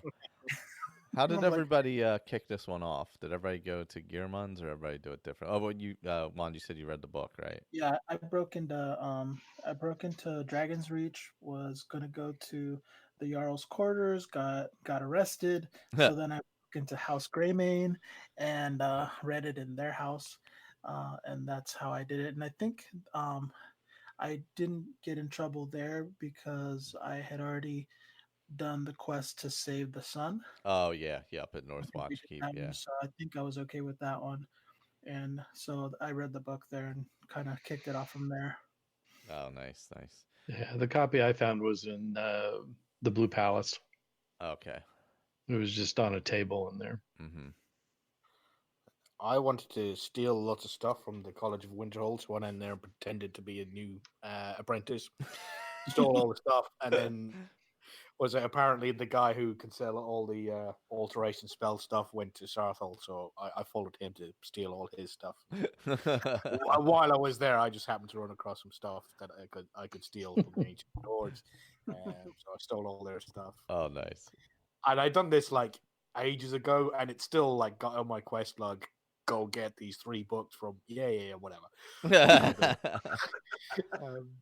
Because it's but what's really annoying me because this guy can't do any alchemy.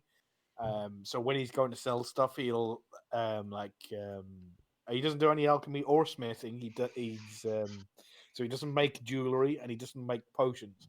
So it's hard to make money. So he's really great enchanter. So what he has to do is has to buy like normal jewelry from wherever he can find it and then enchant it along with weapons and then sell that. That means I got no fucking soul gems. I got no petty soul gems, no lesser soul gems, and no common soul gems. Oh, I've used them all up enchanting shit and selling it. That is a problem. Yeah. I have to do more dwarven runes to get more gems. You get so many gems in those. Yeah. My character's got Winstead Mine, and so she's making hand and fist. So, just in the couple of days in the game that it took me to do Forbidden Legend, she got almost 9,000 gold, and she's only got 2 of the shafts going. Yeah, I started. What was the other one? The one that's near Whiterun. I can't remember what it's called.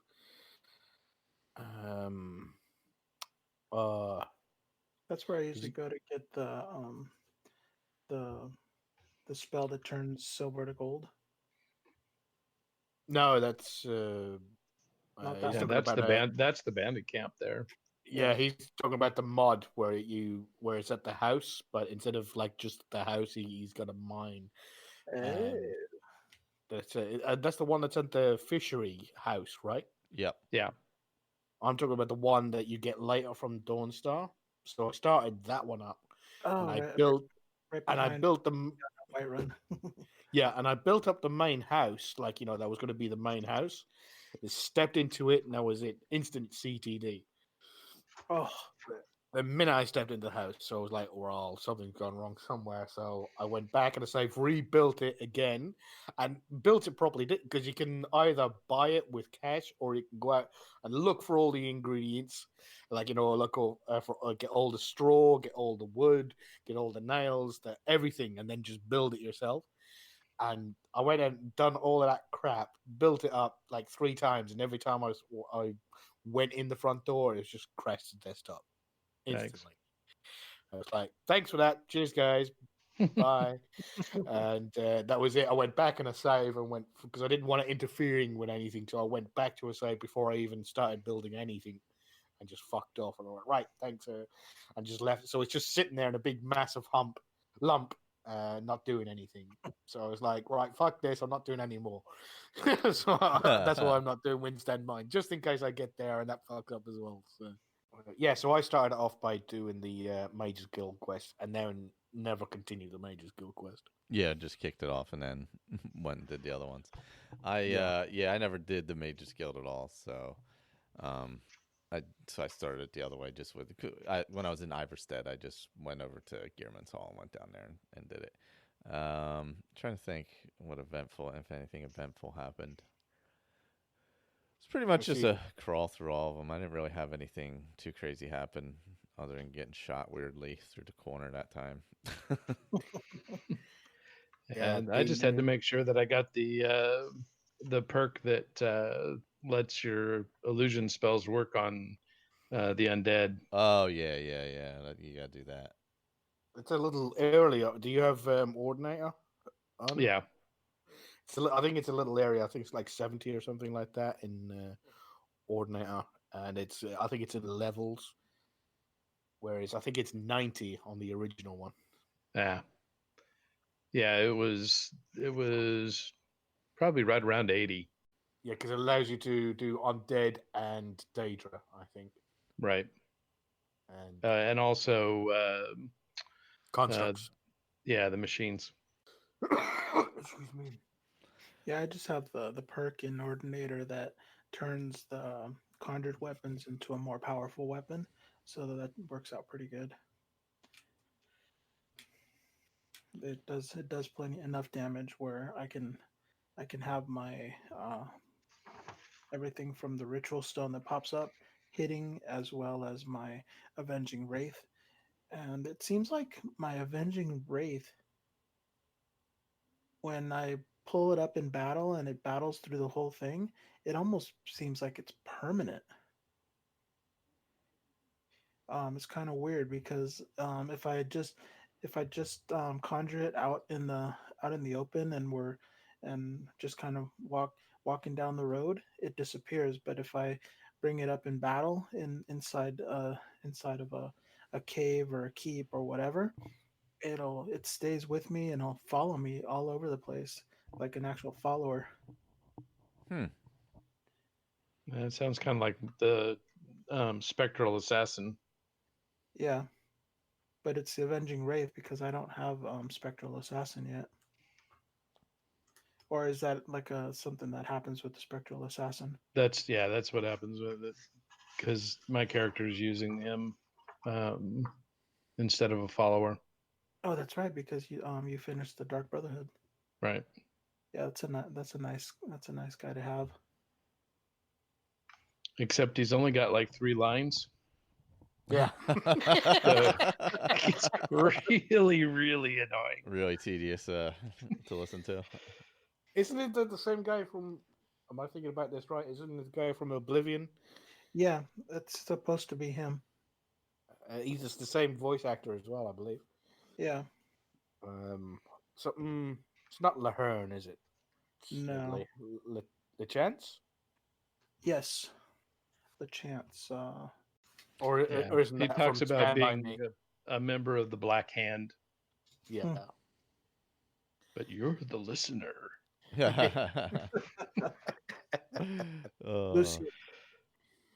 Lucien LeChance. That's it. Okay, yeah. Yeah. Perhaps we should find a random person to kill just to stay in practice. Hey, it's better than I'm sworn to carry your burdens. Shut up, you. Oh my You gosh. know. I swear to God. That's what I was waiting for. Oh gosh. What's Bait taken. what's the golden words quote? Let me Are you ready to see receive my golden word. words? If that was real life, I would just like slap him and point him and just say, "No, right? Just No." no. One of the best quotes in the game. That one is. Oh gosh! And if you don't do that Mara quest, you don't get it. You gotta do Mara quest to get the. Are you ready to receive my the golden words? Yeah. So crazy. Oh my god. So yeah, to finish the quest, we have to go to Reachwater Rock. Is that what it is? Reachwater Rock. Yeah, And, yeah. That And battle make all sure three. you're carrying all the claws. What's that? Oh yeah, Well, yeah. Have all the claws. Actually, there was one thing I was going to say. Was it with the guys, like the main guys, when you each fight them in their own crypts where they've been buried? Yeah. Was it one of them has? Isn't it one of them has an absorb health sword and a bow, and the other one has an absorb stamina. Does he have an absorb stamina? I remember they absorb health sword and the bow. Mm-hmm. Yeah, he's got something because you get one from each. Right. Huh. I remember the sword and the bow. I don't remember what the other one was. Yeah, it was the gold or black bow. Yeah, and black blade. And then there was a gold or. I have a staff from one. Yeah. Yes, you have Jirik's staff. Yes. Yeah, that's the one. Yeah, from Sarthal. Yeah, there's magicka damage and twice as there's 25 points of shock damage and twice as much magicka damage, so you can train the damage. Yes. And Tolfdir sent Margaretha back to talk to the Archmage, not knowing that she was evil, and so she just left him there. Had no intention whatsoever of going back to the college. She bought all this. Yeah, she bought all the spells, and she's taken all the training she can get from the Dark Elf there. So she's not going back. Well, you have to if you want to get the master level spells, right? Oh yeah, to get the yeah, you would have to for that, but we'll see if it comes to that. And if you've got Apocalypse loaded in, they're quite a bit more interesting than the original ones. Oh, there's some still like the original ones, but there's some real nice ones that you get with when he does Apocalypse. Who was it for Illusion? I picked up the one where you trade places with the victim. So, you jump off of a bridge or this, a tall building, and then activate the spell, and you stand where they were standing, and they fall to the death. Oh wow! Yeah, that's pretty nasty. There's one that's was it Summon Spectral Warband? I know you can get scrolls like that, but it's basically you can you create of everything that's with you. So if you have yourself, a follower, and like a summoned creature, you activate this summon Spectral Warband. It'll summon up another group just exactly the same as yours, only with half health and half attack power. So there'll be like 6 of you attacking the same target. Yeah, a bit overkill. Yeah, but it was quite fun. I think I used it against the caller in that was it. Whatchamacallit, Karma, where you go and get the books. Oh, okay. Playthrough one. So I used it against her. Mm-hmm. So it was like. Oh yeah, what is that one? And for Mickrel, he's the one that has all the thralls. Mm-hmm. And so I used Frenzy on him. and so he killed all his own thralls. Oh wow, nice. That's helpful. I don't know. I found myself just kiting everybody around and just dink, dink, dink, just jab, jab, jab, run away, jab, jab, jab, run away. And that's how I had to beat every single one because I was still like level 22 when I did that. Yeah, I used my flame and Benor and just ran around basically and did as much bashing as I could without getting killed, but it wasn't super easy all the time. The flame doesn't do enough damage. No, it really doesn't. I'm just not high enough level to have anything else. So Yeah, yeah, that's what I've been doing as well. That's why I'm hitting them with the conjured weapons. yeah. I did drop some what was it? Runes here and there, so that did help a little bit. But um, the dwarven hammer with shock on it wasn't too bad. Wasn't super easy, but it wasn't too bad. So the flame Atronach was more just to distract than anything else. It was just a distraction. That's basically all it was. Yeah, I like having them the staffs that you get with those Mm-hmm. because you can put it at any distance. Yeah, so I was using that in Gearman's Hold, and I was wherever the guy because I think the two ghosts that he summons, like the fakes, have the pointed horns, and he has the ones that go around along the face. So he's like the ancient Nord helmet. So okay, curved horns. So wherever he was, I just summoned the astronaut, like again, summon it again, right next to wherever he was. Because if you kill the other two guys, then he disappears and summons another two. Mm-hmm. Yeah. You have to keep on attacking him instead of attacking them. Yeah, and then hits you with that stupid shout that seems to refresh in an instant. Oh yeah, he has no because it's all three of them shouting at you, and they all shout at different times, and from different directions. That's what I'm. Was it when we get to Reachwater Walk? Excuse me, Reachwater Walk, where we're fighting all three of them. When it got to him, same with you guys, that was the hardest fight. Mm-hmm. Was trying to get through and get past all of those because he just kept on knocking me on my ass. Yep. Luckily, I had because I have put 3-2-1 where the 3's Magicka, so I had quite a lot. And I have some restoration skill, and I had Lesser Ward, and if you hold up Lesser Ward, the shouts can't get through it. Oh, okay. Oh, there you go. I had Lesser Ward up for most of it, which let Lydia, and I think I had a Flame Atronach staff as well, so they did most of the work against Gearman. But I had halfway decent bow. I think I had the Nightingale bow that you get from the what do we call it, quest line. I think that's one of the nicest looking bows. Also, yeah, it is. It's good. It's quite, but I can't smith it up because I've got no smithing skill. Me neither. Yeah, me neither. I actually did a bunch of smithing. Yeah. This is like the first time I've actually not done anything in smithing. So like I can't build up any of my armor. And it's just whatever I find that has beneficial stuff from my conjuring. That's what I end up using. So I'm stuck in the dreaded elven armor right now. Yeah. What's good for that is vampire armor. You know, the enchanted vampire armor. Yeah, you can get some of that. There's usually if you can run across like a peerless vampire armor of conjuration, something like that, it gives you like 25% off. Okay, because I know the Elvish is actually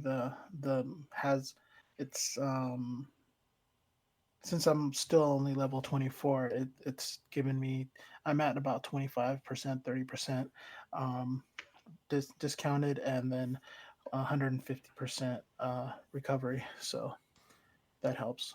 And so when we get the amulet, well, as you defeat each of these guys in Reachwater, they go back up and kneel next to the ones that haven't been defeated yet. So that's a pretty cool visual. Yeah, but the thing is, once after you've defeated the third one, they all sort of like stand up, and you're like, Yeah. oh shit, Oh, they're shit, all not gonna again. come. Yeah. Not again. You think you're going. Yeah. You think all three of them are going to come. Yeah. Yeah, Exactly. 'cause Yeah. And I now had you my do all compass three at up. once. Yeah. Yeah, my cheeks puckered up when I saw them all stand Yeah, up. yeah. Yeah, it had been a while for me too, so I totally forgot, and I was like, "Shit!"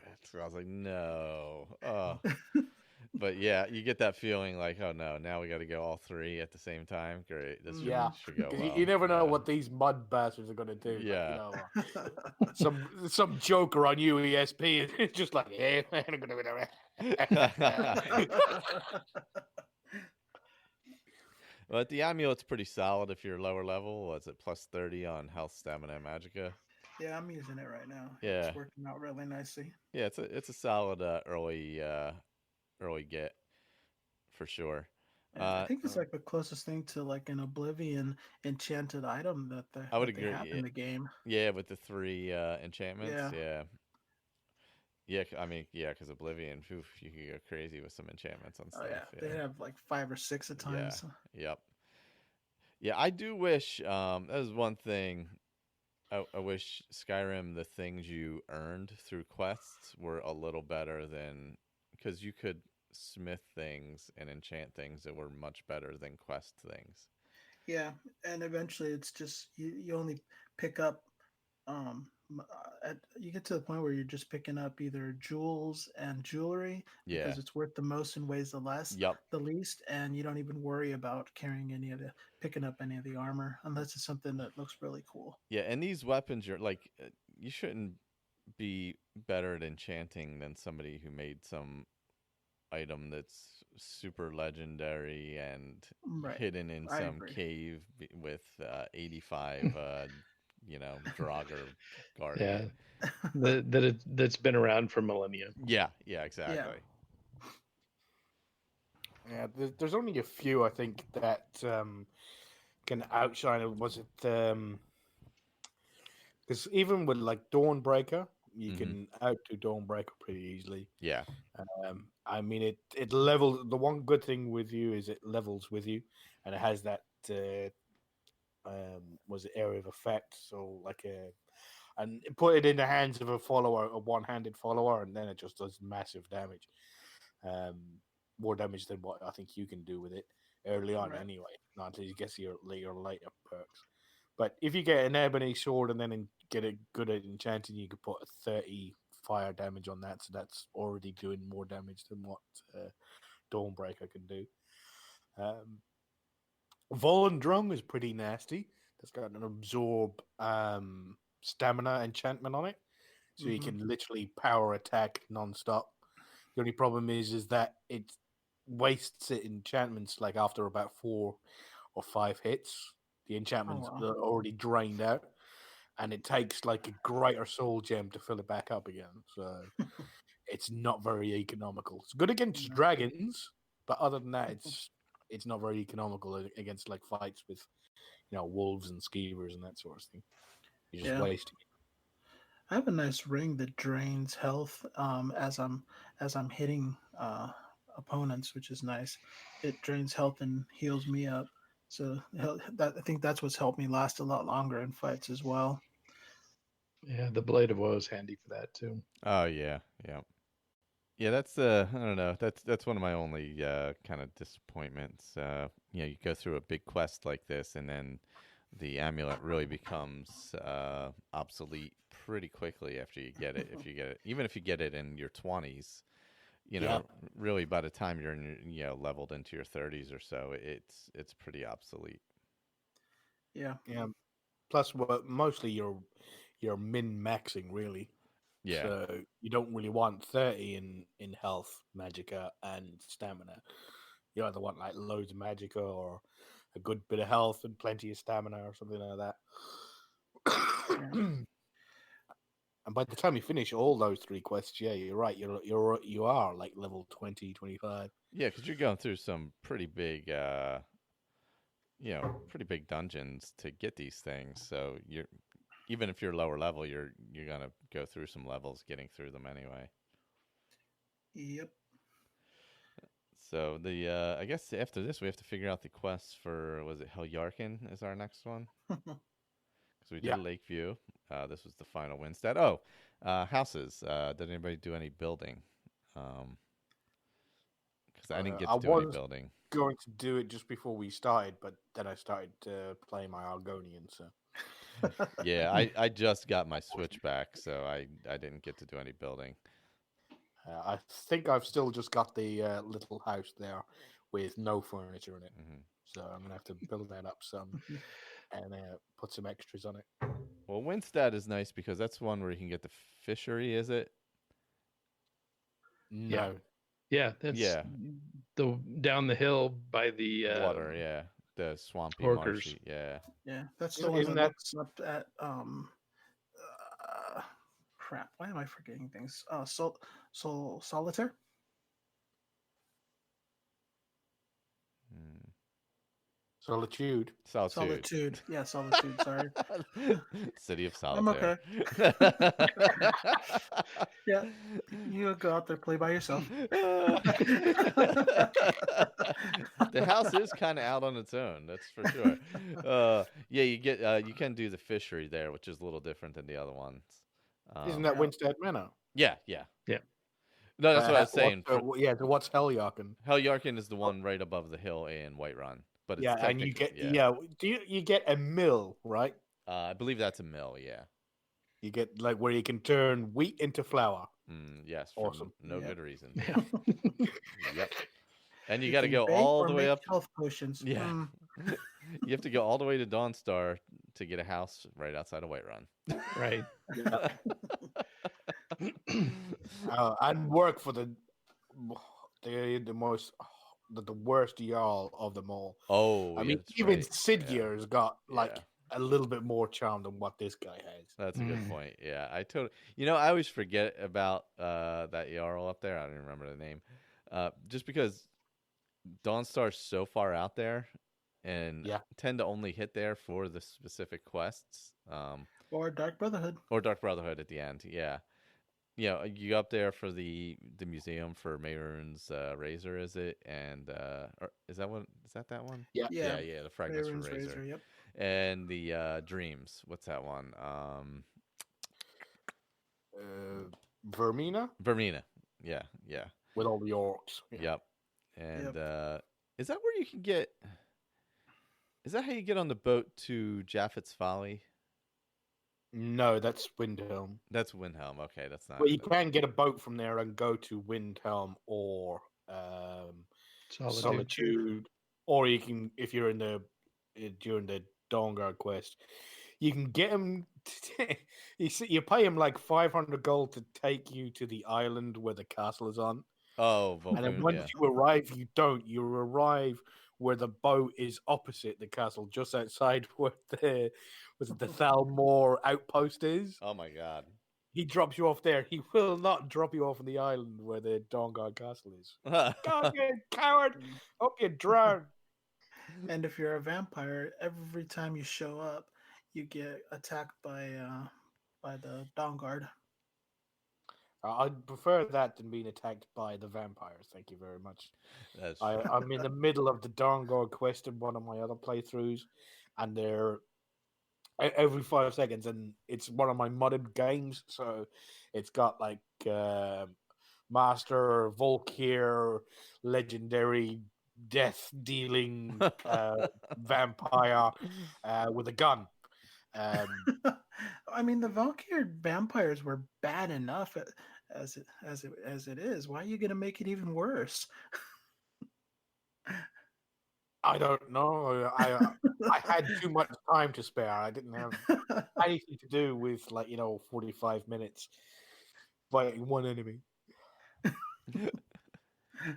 And Dawnstar's where that invisible chest used to be. I don't know if that's still there, or if that was probably taken out. Yeah. UESP took care of that. Yeah. I think there's one there, and there's one near the waterfall. I think near Windhelm. Yeah. So if you And there was one outside of Markarth Markarth. next to the wall. Yeah, but I think for his it should still be it should still be active because he doesn't have any mods.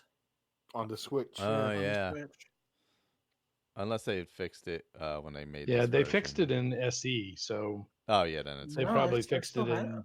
I think I was still able to get them before I got the. I can't remember which mod fixes all that. Yeah, The unofficial UESP patch. fixed it in Legacy, Yeah. and well, I guess I don't know because I've never played Yeah, SE non-modded. yeah, because Hmm. I think I did without UESP, and that was one of the first thing I did was go around and check to see if those were still there, and they were still there. This time I was playing with UESP, and nothing. It's I'm like, okay, well, got to do everything the hard way, the real way, you know. So it's worked. It makes it a lot more interesting. Yeah, that probably patches it out, I would think. But I haven't tried it on the Switch. Maybe I will when we head up there just to see if it's there or not. Yeah, see, look at it. Don't take anything. Yeah, just see if it exists. Walk past the nearest NPC. Be thankful I didn't take that. Yeah. Warhammer out. You'd be dead right now. Oh, look, muffled boots. Maybe I will take those. Muffled boots. Yeah. Oh gosh. Yeah, so we'll have to come up with a quest list for that next episode, and we'll have a feedback episode before then. So if anybody wants to send feedback, skyrimbookclub.ca. I'm not sure when I assume sometime September, early October, we'll do the next episode, depending on schedules. Yeah, get some feedback from Victor and Stephen. Yeah, I'll probably do a midweek at some point. Make it easier. And maybe we can do another Sunday episode before then as well. Just random Skyrim Elder Scrolls stuff. Yep. But we'll get, and maybe we can do one where we parse through the quests also. We'll get a quest list together and kind of parse through them, which ones are good enough to go through. That was always fun. I'm going to have to try and find ones which I haven't already done. That's a good idea. I'm not sure how many small quests are up in Dawnstar, up that way. Well, I know there's the it's closer to Winterhold, but there's the one over by the Azura quest where you go into the lighthouse, I think. Oh, the murder in the lighthouse? Yeah. Mm-hmm. That's a good one. There's that one. Yeah, that's an unaffiliated quest. That is a good one. Yeah. But it's a pain in the ass. Oh, Get your ass so kicked in there. yeah, you do. Yeah, you do. That is for sure. That's a tough one. Yeah. Trying to think what else is around there. I wonder if Frenzy works on those guys. Oh God, right? I wonder if it does. It might. Yeah. Yeah, it I should. think it does. Yeah. I think I've done it before with those. Yeah. Well, what about the? This is Isn't solid. there one inside the fort as well? Mm. Or is that after you start the Civil War? Yeah,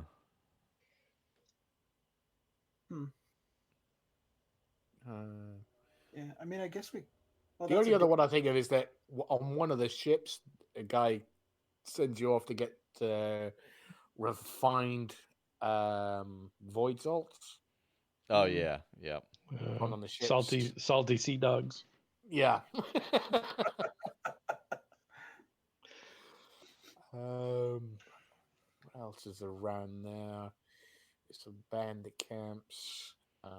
There's some big ones in caves up Oh, that way. there's the whatchamacallit, the Pale Blade. Ah, that's a good one. Yeah. That's just down the road from there. I thought we did that one. Oh no, we did the Pale Lady. Actually, I think we did. Actually, I've already done that one because that's Lydia's backup weapon. She's got the Dawnbreaker and the Pale Blade on her, just in case somebody disarms her. Oh, no, we did do it. Okay. Yeah, so you can add that, but I've already done it. Well, there you go. Well, at least you've done it. At least it's not like broken. Yeah, the Dawnstar Museum. Yeah, Dawnstar Museum. Yeah, well, that's a Daedric that's a quest. Daedric. Yeah, it's a Daedric quest. Yep. Sorry. Oh, that's right. That is Daedric Quest. Yeah. Well, you could get the Rifting quest from whatchamacallit, for Grimsever from Mjol. She's in Riften, but the Grim Server is in Dawnstar. Yeah, 'Cause it's I've in, already done that one because she's my follower. Yeah. And she's standing with her friend in the empty house at Winstead. Does he tag along everywhere you go, or? No, he just showed up at the house when I left her there. Well, at least she's not your bride. Yeah, no. Like, what's her name Yeah, in third wheel. Yeah. Yeah, we'll have to get a list Yeah. together. But yeah, He so could be the token male husband so that the Imperials wouldn't hassle us. I can't think of any more. Oh, what about the one the frost giant? The freak is his name? That's on Soulstone. Is that Solstein? Yeah. You can only find Wriglings on Soulstone. Yeah. You're talking about Karstag. Yeah, is that on Solstein?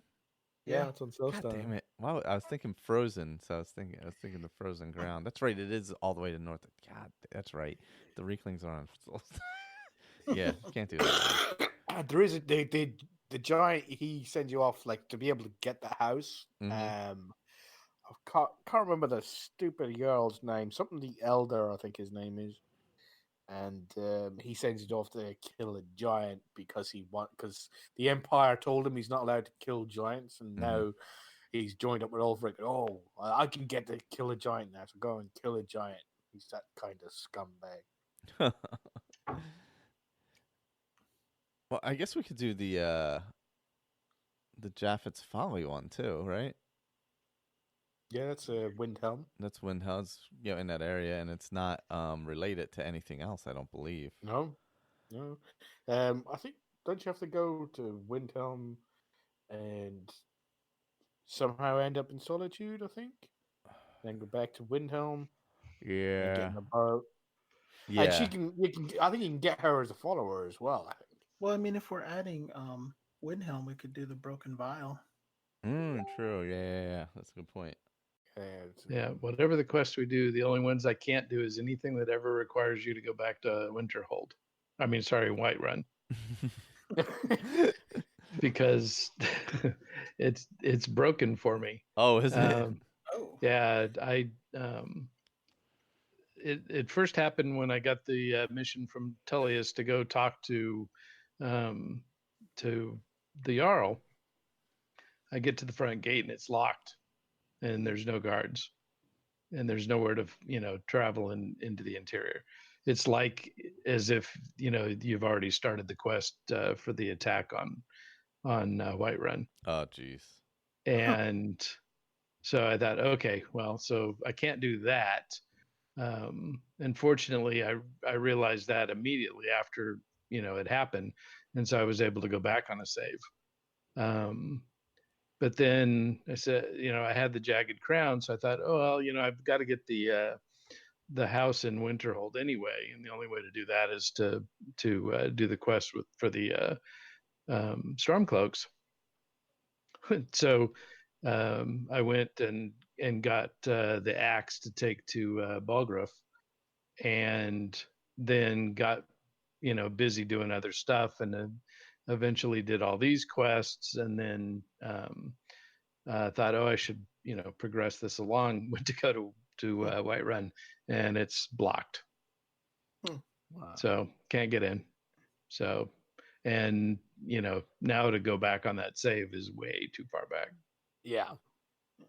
So Whiterun's dead to me. Isn't there a quest just down the road from where Cicero is?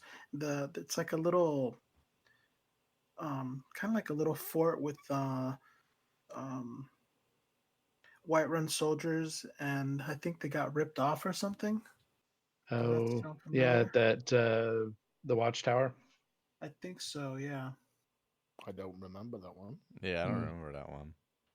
I do. When you come up to like just before where Cicero is, as you're coming from Whiterun, there's the wall I don't think it's not actually a tower. It's just like a wall. Oh yeah, like a the- guard post, and as you Yeah. approach it, there's some bandits attacking. But other than that, not unless you talk to one of the guards and they give you a quest. But I've just helped them kill the bandits, and then or I watched thought them there- kill the yeah. bandits, and Right. then carried on going. Yeah, I thought there was a quest that was related to that section there, though. Yeah, that's the White Watch Tower. and that's right by where the house is, actually, even though it's not in the same hold. Right. That's what made me think of it because it Yeah. is right there. Yeah, because you get that great view of Whiterun from the house. That is like my favorite house, actually. Yeah. Yeah. Yeah, and I've got the hold banners. Mm-hmm. Yeah. And so it's right between the White Watch Tower and Laurie's farm on that road. I'm excited to build that house because that is my favorite of the three. I am not excited to move all my stuff there. That I can say, because that takes a long All you time. have to do is put all your Isn't that stuff what on kids you, are for? Can't you Get just on go your- like, Yeah. get on your hey, horse and Connor, fast travel. do you want to earn a lollipop or something like that? Yeah, Or, yeah, exactly. Isn't there an 8-track CD that you want? So, Yeah. move all my shit from here to here. Yeah, go take this stuff Yeah, for me, just please. Buying pizza and beer. That's it. Yeah, I mean, there's got to be a good pizza shop in Whiterun, right? Should be. You would think. No, I think it would be in either in Winterhold or Windhelm because that's the East Coast. Oh, that's true. Yeah, that's a good point. That's a good point. That's the complaint I always get over here in California. There's no good pizza. No, there's not actually. Yeah. Not basic is basic was okay in San Diego specifically. Basic solid. Yeah, sorry, it's good. We have some actual Italian restaurants that are owned by the Italians that are pretty good. You know, I haven't actually gone to Little Italy too often Yeah. in San Diego. I've run There's through it, but I there's a haven't. really nice one in there. Yeah, I'll have to stop there.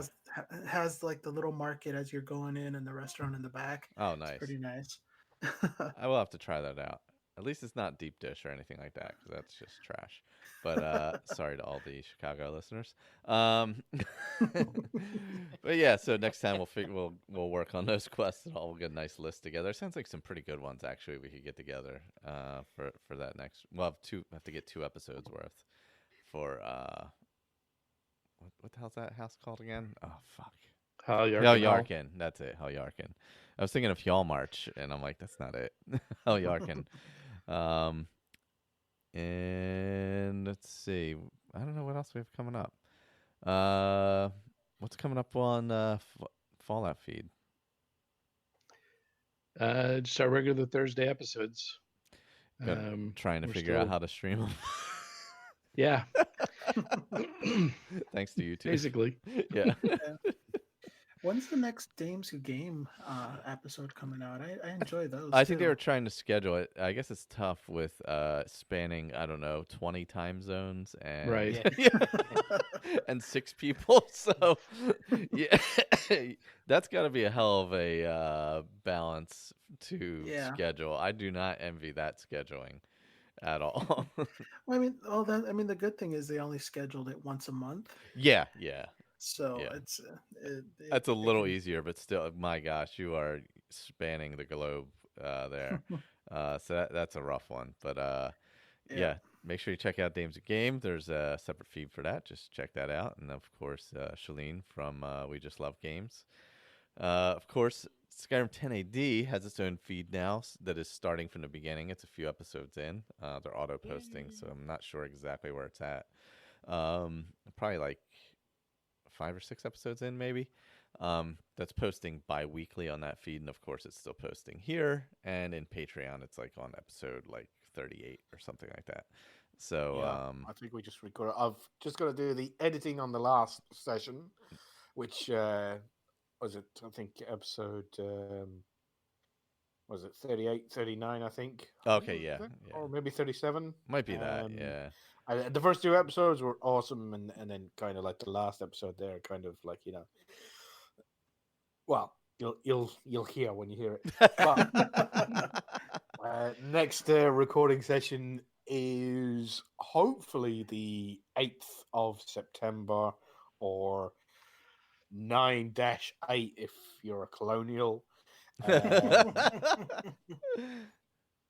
that should be should be a Sunday, and that's if as long as nobody gets any prior engagements. It's still kind of tentative, but we had no free time and this month, no free time in August to record. So the next one will be in September, the 8th, hopefully. There you go. And that last episode was a blast. Going back to something from a few episodes ago, if you want to support a good cause, you can donate to the Leukemia Lymphoma Society Foundation. I forget exactly their moniker, but in honor of her memorial for Adam, who was a big part of our community. So, if you're hearing this and you're looking to donate to something, that's a good cause to support. And, you can donate it in his name or just donate in honor of that. Yeah. So that'll be good. Yeah, and we should have a special episode out before too much longer. Something happened. The cat climbed on my lap, and somehow the recording stopped. But I probably scared the gerbil out of the wheel. So. Oh my god! Look, this poor MacBook Pro is still going. This mid 2010 MacBook Pro is still doing all the recording here. But we should have. We'll start in the fall. We'll start getting our charity event together for generally in November, December. Not sure when we'll do it this year. It just depends on scheduling. So. Our 12-hour. So No, let's not make it 20. Leukemia this year, or still cystic fibrosis? I'm not sure what we're gonna do actually. Or do it split. Yeah, I think that's all kind of stuff we got to kind of work out. I would like to definitely do something, in memory of Adam for sure. Right. So wasn't he or just donate under his name?